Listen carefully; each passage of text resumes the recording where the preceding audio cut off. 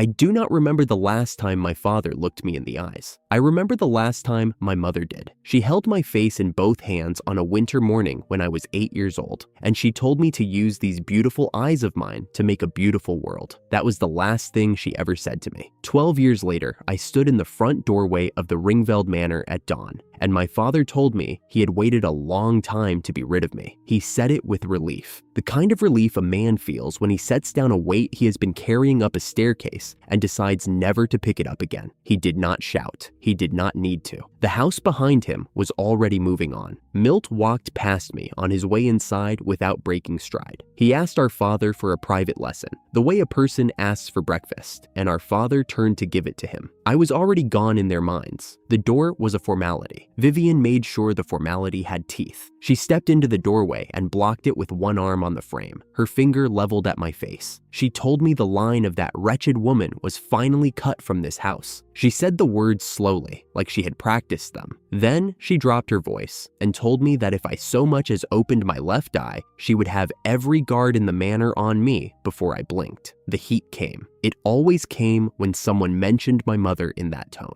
The left eye burned behind my hair, and the answer rose in my chest like a fist I had never unclenched. I could have opened it. I could have carved a hole in the air between us and let her see what the eye she hated could actually do. I did not raise it. I did not raise my hand. I swallowed it the way I had swallowed it every morning in that library. Bread, milk, water, and silence. That was what they fed me. That was what I gave them back. I walked out of the gate with no bag, no coat, no companion. The iron was cold under my hand as I pushed it open. Behind me, Vivian was still talking, but the words had stopped mattering the moment I crossed the threshold. The road stretched east through low hills and pale morning fog, and somewhere at the end of it was a capital I had only read about in newspapers smuggled into the library with the weekly bread delivery. I stopped on the road when the manor was out of sight. I said my mother's words out loud, quietly, the way a man repeats a prayer he is not sure anyone hears. With those beautiful eyes of yours, make a beautiful world. Then I turned east and started walking. The fourth prince, the newspaper said, had an eye like mine. He was the only door in the kingdom worth walking toward, and the door was in the capital. I was 3 hours down the road when the royal messenger reached the manor. I did not see it happen, but I heard about it later, and I will tell it the way it was told to me. The messenger rode through the gate in court livery with a sealed proclamation. He read it once, aloud, in the drawing room where my father and Vivian and Milt had gathered. The fourth Prince Henry, Magic Eye User, was named the next king of Dillist. The crowning would take place at the Harvest Festival. My father read the line twice on the paper after the messenger left. He still did not believe it. The other princes were the safe candidates. The first prince only wanted money. The second prince was a traditionalist who would have kept the old laws. The third prince was locked away, and no one spoke his name at court. None of them carried a magic eye. None of them would have looked twice at a boy like me. But the king had chosen the fourth, a magic eye heir on the throne of a kingdom that had spent a generation suppressing magic eye users. My father understood what that meant before Vivian did. He went white. He reminded her, quietly, that they had not simply turned me out this morning. They had confined me to a library for 12 years on bread, milk, and water. The new king's people would not call that a family matter. They would call it a crime against a magic eye bearer. Vivian went from disbelief to fury in one breath. She shouted that the eye was a curse and that casting me out had been the right thing. My father did not answer her. He was already looking at Milt. Milt was the calmest person in the room. He set the proclamation flat on the table and said, perfectly level, that the only fix was to find me and make sure I never stood in front of the new king. My parents argued for 30 seconds over whose blood had given Milt his clever head, and then they agreed. My father ordered a search party assembled. He counted on me being slow. No horse, no money, and a body fed on scraps for most of its life. He thought I was trudging. Milt said nothing more while they scrambled, but as the household moved, he pulled a ledger from the shelf and wrote a single line in a private book his parents had never opened. He set it back without a sound. The ink was still wet when the search riders left the gate. They were already too late. I was not on the road anymore. I had never used the eye at full distance before. I knew the theory. The library had given me that much. Space interference meant I could fold the distance between 2 points, like a man folding a letter, and step across the crease. 3 days of road by horse. 1 step if the eye held. I stopped on a hill where the road bent south and opened my left eye all the way. The world split along a line only I could see. The hills flattened. The distance compressed. The Capitol gates appeared at the end of a corridor that should not have existed, shimmering like heat on summer stone. I stepped through, and the corridor closed behind me like a door shutting on a room I would never enter again. The Capitol hit me like a wall of noise. Banners snapped against poles in every color I had a name for, and a few I did not. Food stalls called their wares from both sides of the boulevard. 3 different parades were crossing the same square at the same time, and a brass band was losing a fight with a drum troupe on the corner. The new heir had been proclaimed at dawn,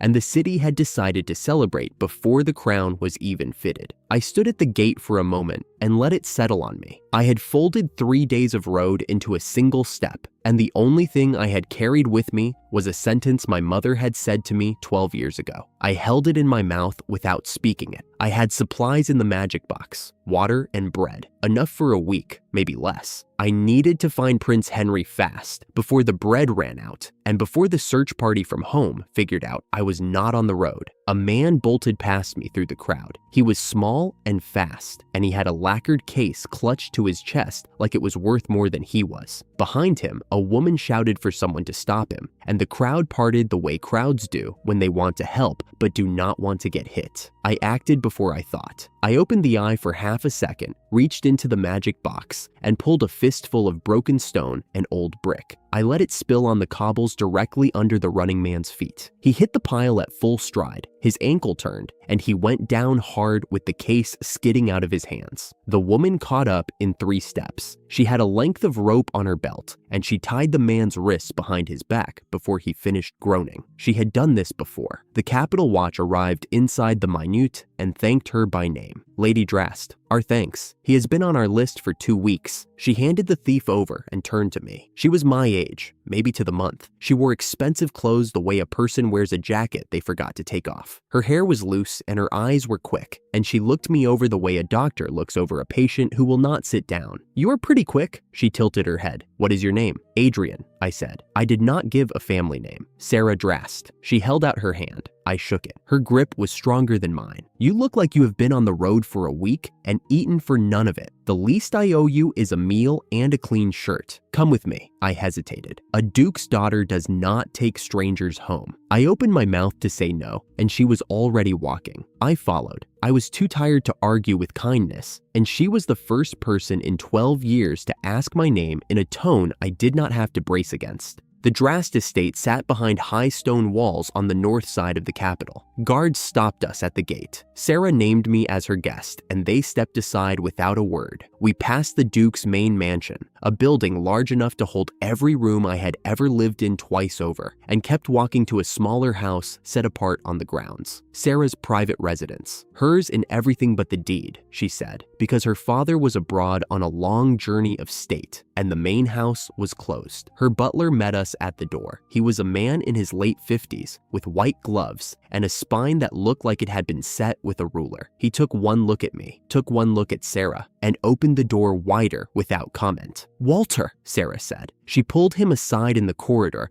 while I stood in the entrance and tried not to drip road dust on the polished floor. I heard her voice drop. Watch him while he is on the grounds. He saved me. I trust him on that, but I do not know who he is. Walter's answer came in a voice so calm it could have been poured from a teapot. He told her she had either saved a person who needed saving, or she had caught a problem the watch would be glad to take from her in the morning. Either way, she had done well. She came back to me with the same easy smile and told me there was a bath and there were clean clothes waiting. The staff would handle the rest. I had not had a proper bath since I was 8 years old. A bucket and a cloth was all I had known. The tub they showed me was porcelain and deep, and the water was hot. I sat in it and stared at the ceiling and did not think about anything at all for a long time. I came out in clean clothes that fit, dark trousers, a white shirt with a collar, leather shoes that did not pinch. I looked, for the first time in years, like a young man instead of a ghost. Sarah was already at the table. The dinner laid out was the largest meal I had been near in my life, an appetizer of cold cuts and pickled greens, roasted meat on a wide platter, a tureen of soup still steaming, fresh bread in a cloth basket, a bowl of fruit I could not name because I had only read about most of it. I sat down carefully, the way a man sits in a chair he is not sure will hold him. She poured my soup without asking. "So," she said, casual and warm, her chin on her hand. "Where is home?" "I had one," I said. "I do not have it anymore. They turned me out this morning." "Why?" My hand closed on the spoon. The answer was my left eye, and I could not give it to her yet. Not here. Not at a table I had been sitting at for less than an hour. Not with the guards at the gate and Walter in the corridor, and every reason in the world for a duke's daughter to hand me to the watch if I said the wrong word. Sarah watched my hand on the spoon. She did not push. She picked up the tureen and refilled my bowl. "Eat first," she said. "The food does not taste better cold." I ate. The soup was better than anything I had ever tasted, and the bread was soft, and the fruit was sweet in a way I had forgotten fruit could be. I ate until the bowl was empty twice, and the bread basket was lighter by half, and Sarah poured tea without comment and let the silence hold until I was ready. The candles were low when she asked, "Adrian." She leaned forward across the table, both hands flat on the wood, her voice quiet and steady. "That left eye, is it a magic eye?" I went still. My hand closed on the teacup. I could feel the heat in the left eye, the way I always felt it when someone looked at it too long. She had been watching me since the festival street. She had seen the bricks appear from nowhere under the thief's feet. She had been waiting for this moment since the walk home, and she had given me a bath and a meal and clean clothes before she asked. "Yes," I said. "It is a magic eye. Space interference." Sarah glanced over her shoulder at her staff lined along the wall. Each of them met her eyes and nodded, one by one, quiet as a row of candles going out. She turned back to me. "This household holds no prejudice against magic eyes. You are safe here." The breath I let out had 12 years of weight behind it. I reached into the air beside me and pulled a stack of books from the magic box. They appeared in my hands the way they always did, sliding out of a space that was not there, and I set them on the table between the teacups. Old volumes from the library. The only things I had taken with me that morning. "I used the same eye to trip the thief," I said. "The bricks came from in here." Sarah picked up one of the books, turned it over, and laughed. It was an open, delighted sound, the kind that fills a room without trying. She set the book down and looked at me across the table with her chin on her hand and something bright in her expression. "Your eye is beautiful," she said. I went red. The word hit me in the chest the way only one other person's voice had ever hit me. My mother had used that word, beautiful, 12 years, and the only two people who had ever said it about the thing in my face were a dead woman and a stranger I had met this afternoon. I told her. The whole short story laid out plain on the table between the books and the empty soup bowls. I was thrown out this morning. My stepmother saw to it that my birth mother did not survive the winter she fell ill years ago. My mother left me a single line before she passed. "With those beautiful eyes of yours, make a beautiful world." Sarah was quiet for a long time. Then she nodded, slowly, the way a person nods when they have decided something they are not going to take back. She told me something I did not know. The new king, Prince Henry, had a magic eye too, truth appraisal, the kind that could tell a lie from a truth, a poison from clean water. He had been working quietly to change the kingdom for people like us, and he would be crowned at the harvest festival. She would take me to him in the morning. "You will not have to convince him," she said. "You will only have to tell him the truth. His eye will do the rest." I looked at her across the candlelit table and felt, for the first time since the gate that morning, that the road I had chosen was not a road into nothing. It was a road into something, and the first person standing on it had just told me my eye was not a curse. Sarah stood and told me the guest room was at the end of the hall. I thanked her. I meant it in a way I could not get into words, so I kept the words short and let them carry what they could. In the hallway afterward, Walter's voice came low and steady from the corridor. He told Sarah he would sit in the hall through the night. Until the audience tomorrow, it cost nothing to be careful. Sarah answered him with half a smile and something harder underneath it. If anything goes wrong tonight, I will handle it. I have my own way. I heard the line from the doorway of the guest room. I noted quietly that Sarah had not yet said what her own way was. Her right eye was a different color from her left. I had caught it in the candlelight and cataloged it without speaking. Whatever she was carrying behind that eye, she was not ready to show me. That was her right. She had earned it. I lay down in a bed with clean sheets and a pillow that did not smell like old paper. I closed both eyes. My mother's words were still in my mouth, quiet and warm. Like a coin I had carried so long it had taken the shape of my hand. I slept. The morning came in clean and cold. Sarah was already dressed and waiting by the carriage when I came down the stairs. She wore a riding coat over her festival clothes, her hair pinned back for the wind, and a pair of guards on horseback flanking the wheels. High nobles traveled with guards as a rule. It was not theater. It was what staying alive looked like when you moved through a city that remembered your family name. I climbed in beside her and the carriage pulled forward. The capital was quieter than it had been the day before. The festival stalls were folded, the banners hung limp in the still air, and the palace rose ahead of us at the end of the avenue like a second city inside the first. Sarah ran through what I needed to know. Prince Henry checked everything and everyone that came near him. He had survived more than one quiet attempt on his life. She told me to speak plainly and tell the truth. His eye would catch anything else. I nodded. I did not plan to lie. The truth had always been simpler and cheaper and harder to argue with. The palace grew larger in the carriage window. I could feel the morning pulling me forward the way the road had pulled me yesterday, except this time the pull came with a name attached to it, Henry. At the palace gate, a man stepped in front of the carriage and stopped it with a raised hand. He was tall and narrow and dressed for court in a way that cost more than anything I had ever owned. His mouth bent into the shape of a smile that carried nothing behind it. Count Garrett. I did not know his name yet. I would learn it inside the hour. He looked at Sarah first. The words that came out of him were quiet, pitched for the guards to hear. He said something about a duke's daughter who ought to know better than to bring a country exile to meet a prince. He looked at me second, measured the clothes, the bearing, the pale skin of a man who had not seen daylight in 12 years, and curled his lip. Sarah did not raise her voice. She looked at him the way a person looks at a gate that is standing in the wrong place. Count Garrett, you know I am here to see Prince Henry. Move. He moved. His face tightened as he stepped aside, and his eyes followed both of us through the gate. I felt the weight of that look on the back of my neck all the way down the corridor. The Count retreated to a side hall, and I lost sight of him around a corner. I did not know it yet, but Garrett was already cataloging my face. 2 rooms away from the audience chamber, a quiet man with ears better than any wall was settling into position. The reception room was small and clean and quiet. A stone table in the center, 2 chairs on one side, 1 chair on the other, a tea service that no one had touched. Prince Henry sat in the single chair across from us with his hands folded on the table. He was handsome in a reserved way, with the kind of stillness that came from years of measuring every room before he sat down in it. His eyes moved to me the moment I stepped through the door. I felt it, a faint pressure behind my left eye. His truth appraisal eye was active. He checked me. He checked the tea on the table. He checked the tea a second time. Then he nodded once and sat back. Sarah presented me. She kept it short. He is the one I told you about. He came on his own. You should hear him. I told the whole story, thrown out at dawn. My mother's words, the eye. I was here because his kingdom had just decided to value the thing my family had tried to bury. Henry listened without moving. His expression did not change. Sarah added her piece, quiet and specific. She told him I had stopped a known thief on my first afternoon in the capital. Then Henry spoke. His voice was low and careful and exact. He thanked me. He told me, kindly, that he could not bring me into his circle, not because of me,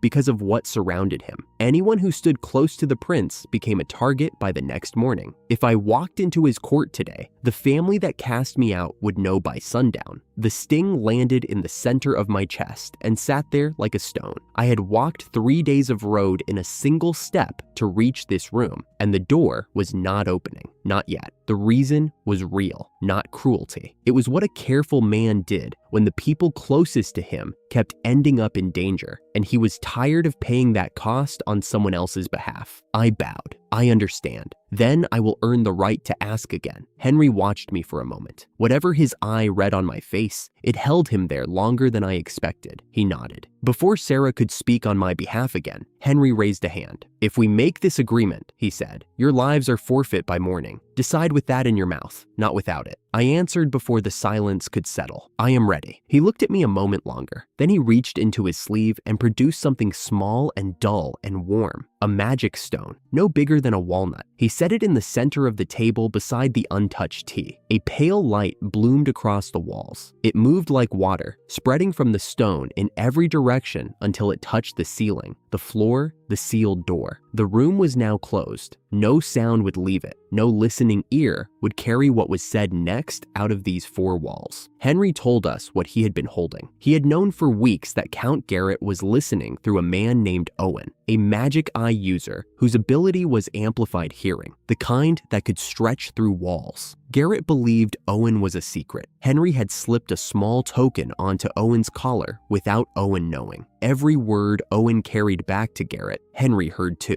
And every word Garrett spoke freely in front of Owen came straight back to the prince. Garrett had been speaking freely for a month. Henry named what he had heard: 2 enemies, Garrett himself, and a higher hand pulling Garrett's strings, one of Henry's own brothers. He held the higher name for now. Sarah leaned forward. Her eyes were bright and steady. She proposed the bargain plainly. Let her and me handle Garrett ourselves. Give us the door to earn. Let us prove we could stand in this circle without breaking. Henry hesitated. He looked at Sarah. He looked at me. He looked at the stone glowing between us on the table. Whatever his eye saw, it tipped him. The door is offered. His voice was quiet, but it carried. Handle Garrett. But if either of your lives comes into danger, I come for you whether you call me or not. That is not negotiable. Sarah grinned. It was the first time I had seen her grin with both sides of her face, open and fierce and certain. I bowed. The deal was made. The room was still sealed and glowing, and 3 people whose lives might not last the month had just decided, in low voices, to risk them anyway. I thought of my mother, briefly. She had asked me to make a beautiful world. She had not said the world would let me do it for free. The cost was already on the table. I had looked at it, and I had not looked away. Henry reached forward and lifted the stone. The glow receded like a tide pulling back, and the walls became ordinary stone again, and the sounds of the palace, footsteps, distant voices, a door closing somewhere below us, bled back into the room. The audience was over. The work had not yet begun. The ride home was quiet for a long time. The sun had dropped below the rooftops, and the lamplighters were working the poles along the avenue.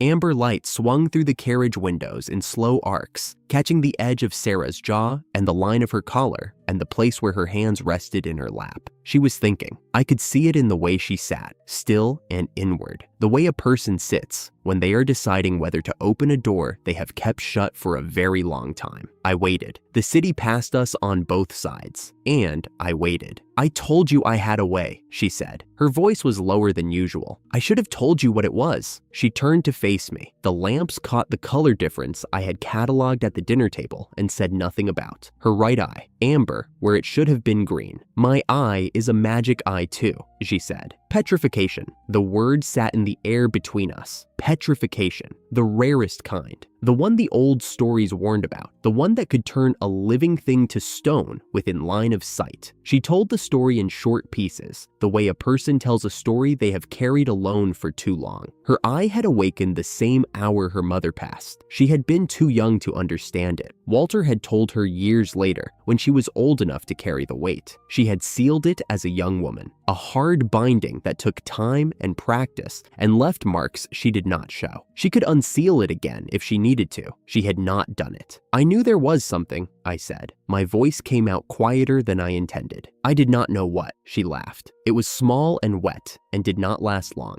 Most people would have run. I did not run. I sat across from her in the amber light and let the weight of what she had told me settle. Sarah had been carrying this the same way I had carried mine, alone, in silence, behind a locked door that nobody else could see. Her eye was a wound that had arrived on the worst morning of her life and had never healed because she had never let anyone close enough to look at it. The woman sitting across from me in the lamplight had just handed me the heaviest thing she owned, and I was not going to drop it. Sarah straightened. The lamplight moved across her face, and her voice steadied. Hearing you say your mother's words at dinner broke something open in me. She paused. I have never been able to use my own eye for good. It woke up the worst morning of my life, and I locked it away, and I have carried it locked ever since. But you still can. Your eye, your space. You can build with it. She put her hand on my arm. Her grip was light and warm and exact. Do what I could not. Promise me. I promised. My chest was tight. I had come to the capital yesterday morning carrying one wish, my mother's sentence. Make a beautiful world. Now I carried two, hers and Sarah's. The weight of them sat in the same pocket, close enough to touch, and I held them both the way I held everything that had been given to me with open hands, carefully, without flinching. Sarah leaned back against the seat. The lamplight caught the edge of something that was almost a smile. From tonight, she said, call me Sarah. No more lady. We are past that. I was quiet for a long moment. The carriage turned onto the estate road, and the lamps along the drive were being lit one by one. Sarah, I said. She nodded. That was enough. The letter came by court messenger on a Tuesday morning, sealed with Count Garrett's mark. I was not there. I learned this part later, through the relay stone, but I will tell it the way it happened, because what my father did in the next 2 hours set the shape of everything that followed. Edmund Ringveld read the letter, and his face went the color of old paper. He passed it to Vivian without a word. She read it, and the sound that left her throat was not language. It was the noise a person makes when the ground shifts under their feet, and they reach for something that is not there. Garrett's demand was plain. Come to the capital with your entire family. Follow instructions on arrival. Or he would inform the new king about the 12 years. Every locked door, every plate of bread and water, counted and documented, and ready to be read aloud in a court that had just chosen a magic eye user as its next king. My father did not panic. He improvised. He told Vivian his scheme the way a man tells himself a bedtime story. Go to the capital, let Garrett's people do the dirty work of silencing me, then turn on Garrett afterward and walk away clean. The plan had the shape of intelligence and the substance of desperation. He was betting he could outsmart a count who had been running palace conspiracies since before I was born. He could not. Vivian agreed on one condition. Her voice was a flat line. I would not survive whatever came next, the only line she had cared about since the morning I walked out. Milt nodded along. He said almost nothing. While they argued over which horses to ready, Milt walked calmly into the manor office, opened the family safe, and pocketed the great bulk of the Ringveld fortune into a private satchel. He tucked it under his cloak and walked back into the hall without a change of expression. His parents did not notice. They were too busy deciding how to dispose of me to count what was left in the vault. By nightfall, the three of them were on the road to the capital, Edmund planning to betray Garrett, Vivian planning to end me, Milt already 3 steps ahead of both of them, with the family's money against his ribs and a different destination in his head. 3 people in one carriage, not one of them trusting the other 2. I almost felt something about it, almost. The morning after our audience with Prince Henry, Sarah formally introduced me to Walter over a late lunch. Bread, cold cuts, a pitcher of something floral she poured without asking. She wanted him to understand that I was not passing through, I was staying. Over the meal, she walked me through the rest of the court. The first prince, Dane, was the eldest of the 4 brothers. Sharp, moneyed, claimed he cared about nothing but his accounts. The second prince, Vincent, was the hardline traditionalist. He despised magic eyes openly and had the will to act on the hatred. There was a third prince, she said more quietly, kept apart from the court since he was a child. Nobody outside the royal family knew why. And there was a first princess who had left the country entirely. Sarah set down her fork. She said it slowly, the way a person says something they have been thinking about for a long time. Whoever wanted Prince Henry gone had Vincent's politics and Dane's resources. If she had to pick a mastermind behind Garrett, she would pick Dane. He pretended he did not care about the throne. He cared. A servant came through the doorway before the sentence finished settling. Prince Dane was at the gate. He was asking to see Sarah and the young man who had attended the palace yesterday. The timing was so exact, it felt staged. Sarah's face went still for one breath. Then it set into something harder. She told the servant to show him to the green room. She turned to me and dropped her voice. "Stay close. He is not like Garrett. With Garrett, the cruelty is at the surface. With Dane, it is everywhere." I stood. My left eye was warm under my hair, and I told it, silently, to stay quiet. Prince Dane was already seated when we walked in. One leg crossed over the other. His clothes were expensive and worn the way expensive things are worn by people who have never owned anything cheap. The air in the room dropped half a degree when his eyes moved to us. He greeted Sarah by her first name. She returned the greeting without warmth. I stood at her shoulder and said nothing. I intended to lose nothing.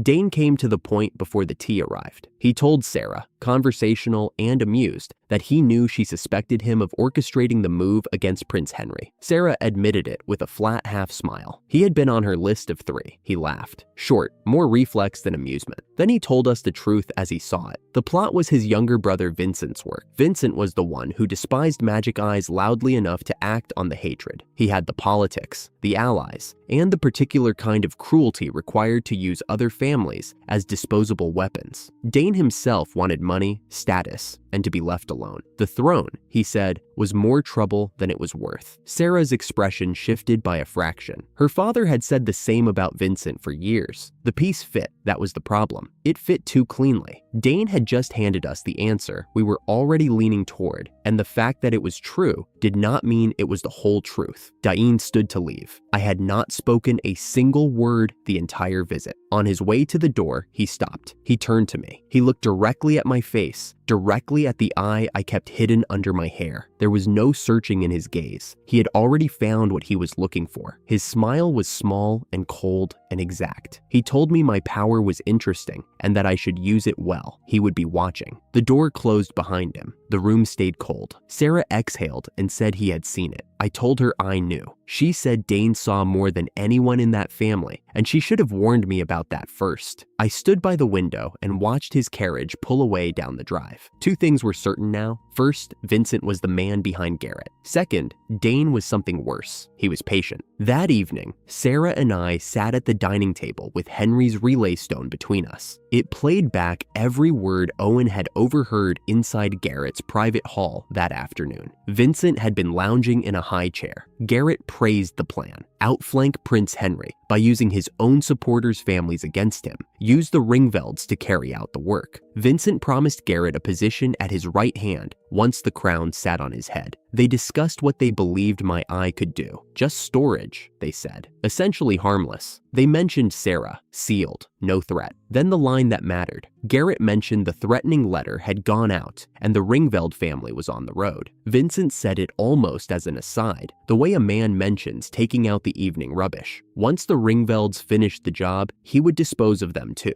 No witnesses. My father was walking toward a prince who had already decided to erase him. I sat with that for a moment. It did not feel like justice. It did not feel like grief either. It felt like watching a man step onto a bridge he had built himself, beam by rotten beam, and the water underneath was deep and cold and patient. After Vincent left the room, Garrett instructed Owen to keep the hearing trick secret from absolutely everyone, including Vincent. Garrett did not know that every syllable of that instruction had just played through our relay stone. The stone went quiet. Sarah looked at me across the candlelight. I said it flat. The family was 2 days from the capital. Whatever they planned to do to Prince Henry, they would do it soon. Sarah filled in the last gaps. Walter, low in his corner, added that the 3rd prince was considered ungovernable even by the king himself. The shape of the court was becoming visible to me. Dane on one side, Vincent on the other. The 3rd prince locked away, Prince Henry in the middle, and my family rolling toward the capital with a plan that would not survive contact with the people they were planning to betray. I turned to Sarah with a half smile that carried no warmth. If Prince Henry was listening to Garrett through Owen, I said, Then we should do the same to Edmund. Plant a listening token on him. Same kind. Did her father have one? Sarah thought for a moment. The main mansion had a vault full of old magic tools her father had not touched in years. Yes, there would be one in it. Walter spoke from his corner. He could place it personally. He was leaving the city in the morning on house business. He would detour past wherever Edmund's carriage was on the road and stitch the token into his father's coat before the man knew anyone had been near him. Sarah watched him with open affection. She told him he was not even pretending to be retired anymore. "My lady," Walter said, and his voice carried the faintest trace of a smile. "I am very pretending." The laugh that passed between the three of us was small and quiet and real. It was the first laugh I had shared with anyone since the morning I walked out of my father's house. I held on to it for a second longer than I needed to.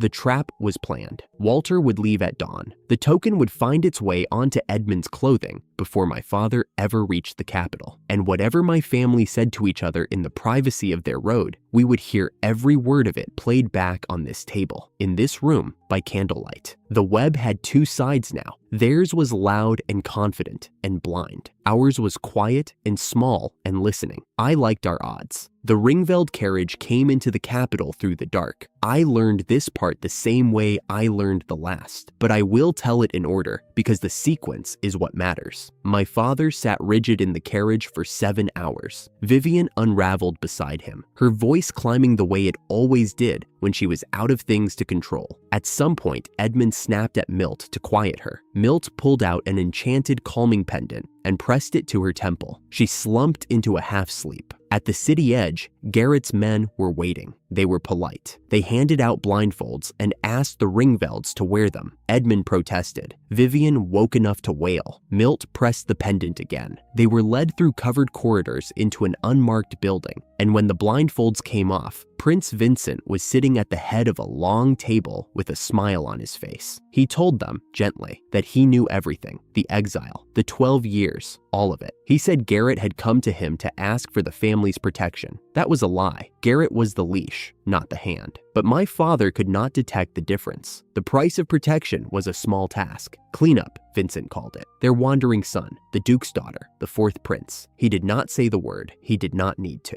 My father stopped breathing for a moment. The double cross he had rehearsed on the road, betray Garrett, walk away clean, was irrelevant now. Vincent was the one holding the knife. There was no one behind him to betray. Vincent laid out the rest. The Duke's daughter and the fourth prince would be framed as attackers. The Ringvelds would be remembered as heroes, pardons, public elevation. He smiled through every word of it the way a man smiles when he is selling a horse he knows is lame. Milt spoke once. His voice was calm and flat, and it cut through the room like a line drawn in ink. He asked whether Vincent actually knew what his brother's eye could do. Vincent waved the question away. Storage, he said. In and out, useless in a fight. Milt did not push. He said mildly that he saw. He filed the answer. I knew the look even through a recording. Milt had just measured the distance between what Vincent believed and what was true, and the distance was wide enough to walk through. Vivian surfaced from the pendant long enough to hiss the only line she had left. He just needs to die. Edmund nodded. There was no other answer. The family was committed. They walked out blindfolded, escorted back to Garrett's house under guard, convinced they had made a clever deal. They had not. Every word of that conversation was already in our house. Hours ahead of the Ringveld carriage, Walter had been on the road. He left the side house before the sun was up, dressed in plain travel clothes with road gloves instead of his white butler's pair. I did not see him leave. Sarah told me later that he had taken his horse from the stable without waking anyone, saddled it in the dark, and been through the city gate before the first bell. He waited at a wayside inn where the Ringveld carriage would stop to change horses. He waited in the stable yard with the patience of a man who had done this kind of work in another life. When the carriage pulled in and the driver went to water the horses, Walter crossed the yard. He found Edmund's traveling coat hanging on a peg in the changing room. 3 quick passes of a needle. The listening token disappeared into the coat lining, stitching so close to the seam it was invisible. He walked out the side door, mounted his horse, and was on the road back to the capital before the driver had finished with the water trough. Sarah told me one more thing. She said Walter looked happier on the road than he had in 2 years. I believed it. Walter was back by late afternoon. He came through the side entrance in his butler's tailcoat as if he had never left. He set the listening stone on the study desk between Sarah and me and said, simply, that the token had captured everything. The recording was one shot. Once it played, the token was spent. He told us to listen carefully. We did. The stone played back the full hour at Vincent's table. Everything. Sarah wanted to move tonight, take the recording to Henry, have them arrested before sunrise. I held the line. A recording would be claimed as forgery. Vincent would deny it. Garrett would deny it. My father would deny it and have the family name behind the denial. We needed to catch the conspiracy in motion. Hands on weapons, feet in the corridor, evidence that could not be litigated away. I told her the plan. Warn Henry. Let the Ringvelds prepare their strike. Ambush them at the moment of the attempt. Arrest everyone with evidence in their hands. Sarah breathed out. She accepted it the way she accepted things she did not like but knew were right, with a single exhale and a line drawn across her mouth. She said, low, that if any of them touched a hair on Henry's head, she would be furious with me for the rest of her life. Noted. Walter, mildly, said he would increase the house patrols. Then he paused. He suggested, in the same soft tone he used to suggest tea, that Sarah had been working too hard, and I should take her for a walk through the festival markets before sundown. Sarah opened her mouth to argue, closed it, looked at me. I could eat, I said. The capital was still in festival mood. The Harvest Festival was 2 weeks away, but the lead-up markets were already in full swing. Food stalls lining both sides of the main avenue, colored banners strung between the lampposts, the smell of grilled fish and sweet bread drifting through the crowd. Sarah had changed into a less recognizable cloak. I wore one from the staff closet. We walked side by side through the market quarter, and for the first time since I left the manor, nobody was looking at us. She stopped at a stall and bought 2 skewers without asking what I wanted. She handed me one. The meat was hot and salted, and I stood there in the middle of the street eating it and realized I could not remember the last time someone had handed me food without conditions. We ate our way through the market. Hot rolls from a stone oven, a small spiced cake that Sarah broke in half and gave me the larger piece, a sugar-glazed bun from a vendor who called her sweetheart and called me young man and did not know either of us from the next face in the crowd, a juggler on a corner, a troop of children dancing in matching white shirts while a woman clapped the beat. Sarah laughed at something I said. I do not even remember what it was. The laugh was the first carefree sound she had made since the morning I walked through her door. We sat on a low stone wall at the edge of the river as the sun went down. The water was gold and moving. The noise of the market was behind us, and the palace was a shadow on the far bank. I could get used to this, she said, half smiling. Looking at the water, I looked at the river. The light was falling. Somewhere inside the palace, across the water, a prince was using himself as bait for a conspiracy that would try to end his life inside of 2 days. Somewhere behind us, my father was wearing a coat with a spent token sewn into the lining and did not know it. And I was sitting on a wall with a sugar glaze still on my fingers, watching the gold go out of the sky. I have not had a day like this, I said, ever. Sarah went quieter. She looked at me the way she looked at things she had decided to keep. Then we make sure you have more. We walked home in the dusk. The next morning, Sarah and I walked to the palace under the cover of a casual visit. Walter had arranged the appointment by magic communicator. Prince Henry was waiting in the reception room. He activated the sealing stone the moment we entered. The room went private. I reported everything. Vincent was the mastermind. My family were his weapons. The strike was coming in the next few days. The targets were Henry, Sarah, and me.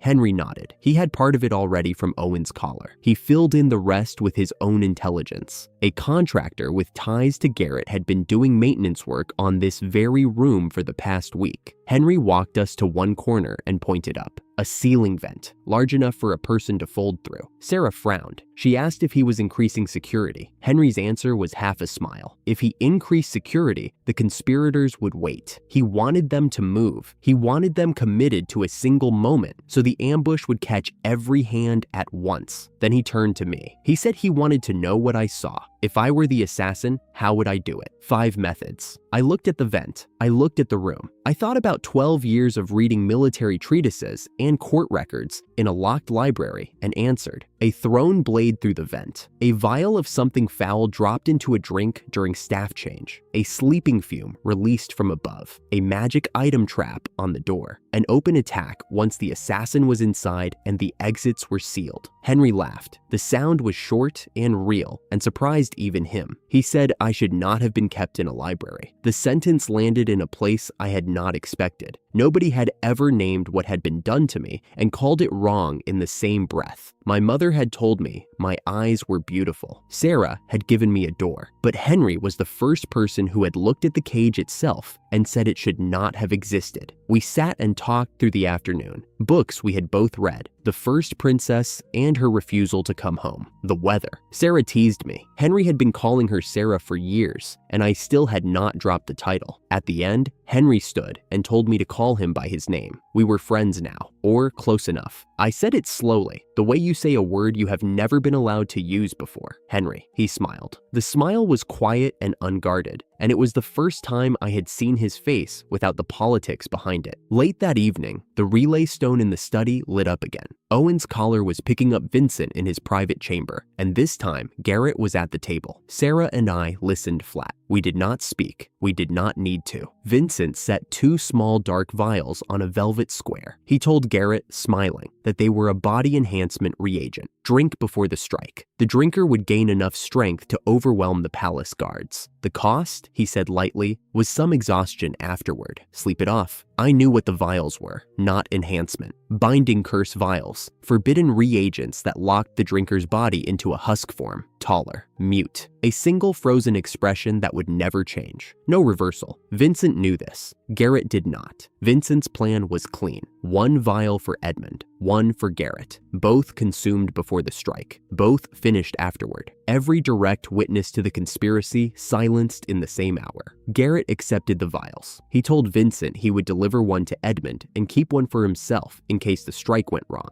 Vincent said, sweetly, yes, in case. The warmth in his voice was the same warmth a man uses when he is watching someone sign a document they have not read. On his way out, Garrett told Owen 1 more time to keep the hearing trick silent. The caller transmitted every word of that order too. The stone went dark. Sarah looked at me. The strike is 2 days away, I said. She was quiet for a long moment. And Edmund will drink the vial before he comes for us. That is what they want. The room held the silence. Outside, the festival markets were still open, and the distant sound of music came through the curtains. 2 days. Every piece on the board was placed. The villains knew none of the pieces we had. We knew all of theirs. I looked at the dark stone on the desk. Somewhere across the city, my father was carrying a vial he believed would make him stronger. It would not, and I was the one who would be waiting for him when he arrived. I did not say that out loud. Some thoughts are better left where they are. We had been in position since dawn. Henry sat behind his desk in the center of the room with a sheaf of papers in front of him and a pen in his hand. He had not written a word on any of them. His posture was the posture of a man reading correspondence. Relaxed shoulders, 1 hand turning a page, the circlet on his brow catching the light from the tall windows. If anyone looked through the door, they would see a prince at work on a quiet morning. They would not see the way his eyes moved to the ceiling vent every few minutes, or the way his free hand rested on the edge of the desk close to the sleeping crest he had placed there at first light. Sarah stood at the tall window to his left, 1 hand on the sill. Her weight was forward on the balls of her feet, her body angled so she could cross the room in 2 strides. She had tied her hair back with a plain cord. She looked like a noblewoman watching the courtyard. She was watching the reflection of the side wall in the glass. I was at the side wall, 2 paces from the panel that led into the servants' passage. I had filled the magic box the night before with broken stone from the palace mason's yard. Sarah had watched me load it and said nothing. She knew what it was for. We did not speak. There was nothing left to say. Every piece on the board was where Vincent believed he had placed it, and we were the pieces he did not know were on the board at all. I had spent 12 years learning how to wait. This was the easiest waiting of my life, because this time I was not waiting to survive. I was waiting to answer. The clock in the corridor outside struck noon. The bird stopped singing.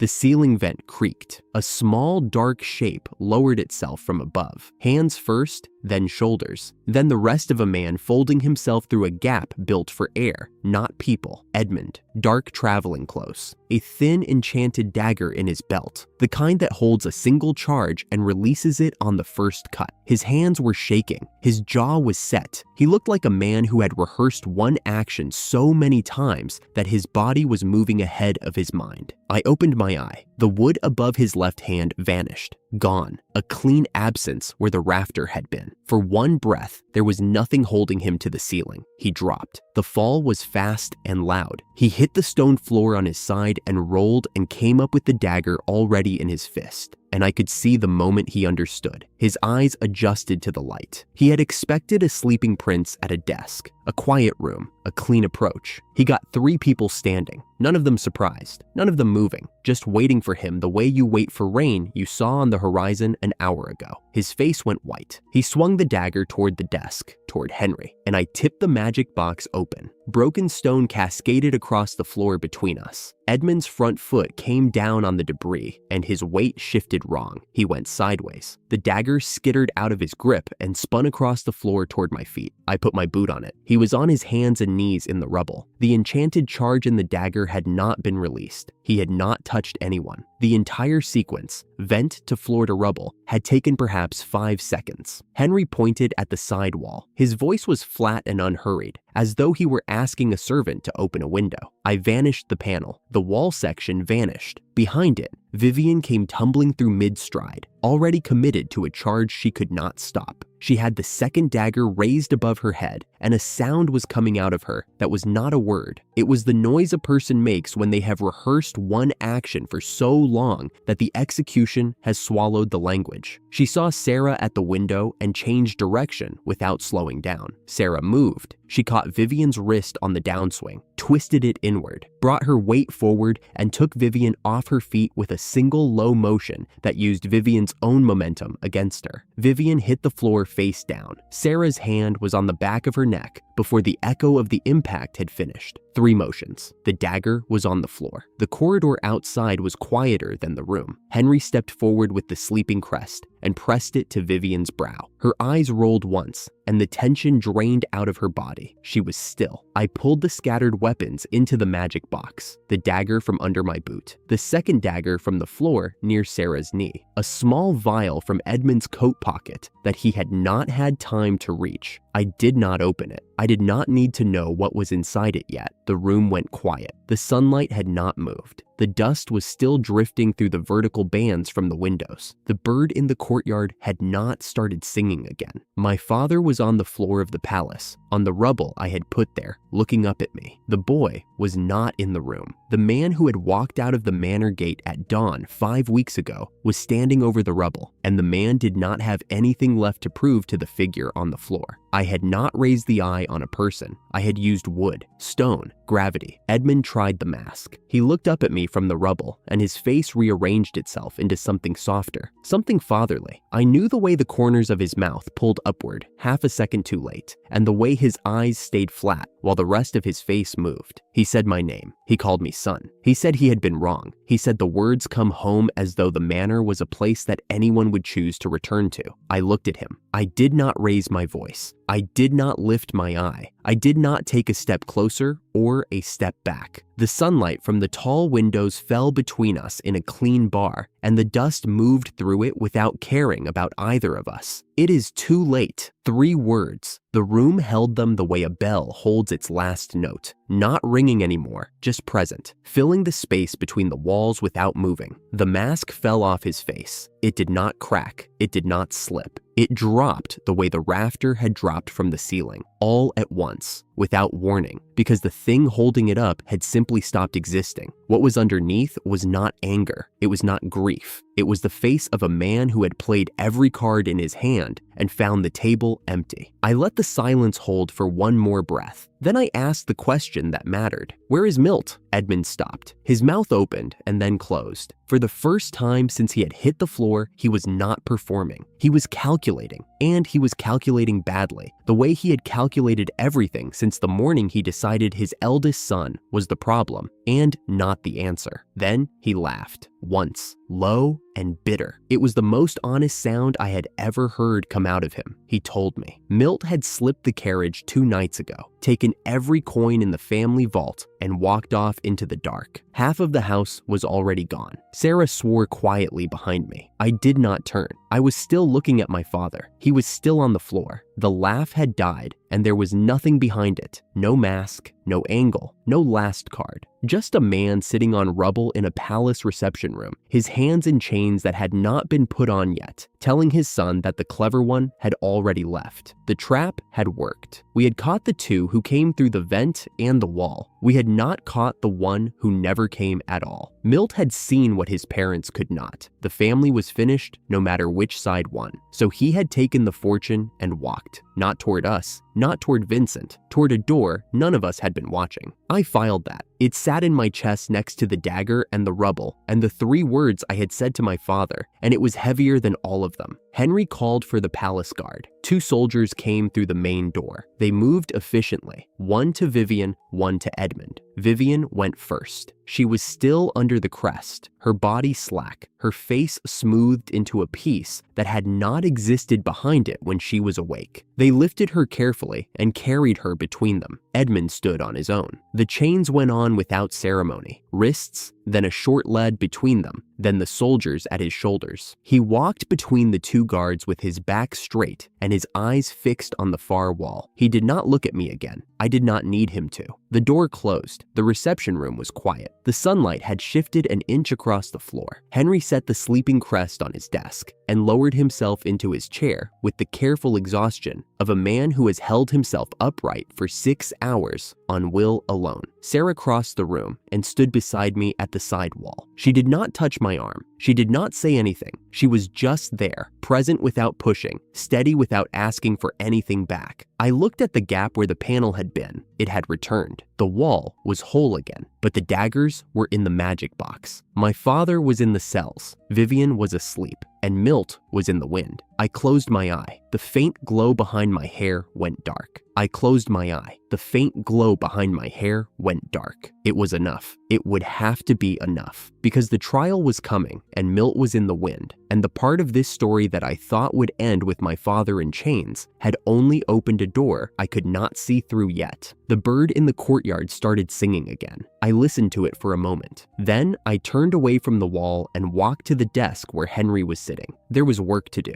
The throne room was taller than the manor house. I had not expected that. I had read about it in the library at the manor. Vaulted ceiling, marble floor, windows set so high the light came down in colored bands from the stained glass and never touched the people standing below. But the book had not told me how it felt to stand in it. The air was different here, older. The kind of air that has listened to sentences being read aloud for hundreds of years and has learned to carry the weight of them without moving. King Aldred sat on the throne. He was older than I had imagined, gray in his beard, gray in the line of his jaw, but his eyes were sharp and patient. He did not speak. He did not need to. Henry stood beside his father on the raised dais. The case file sat on the stone rail beside him. He had not opened it yet. The chamber was full. Ministers in their tiered seats along the left wall. Nobles in the upper gallery. The chief advisor at the small desk below the dais with his bell and his ink and his formal logbook. Guards at the doors. Every face I could see was looking at the 2 prisoners standing in chains on the marble floor 10 paces from the throne. Edmund and Vivian, side by side. Edmund was standing upright, performing dignity, even when the material for it had run out. Vivian's eyes were unfocused. The sleeping crest's residue had left her slow,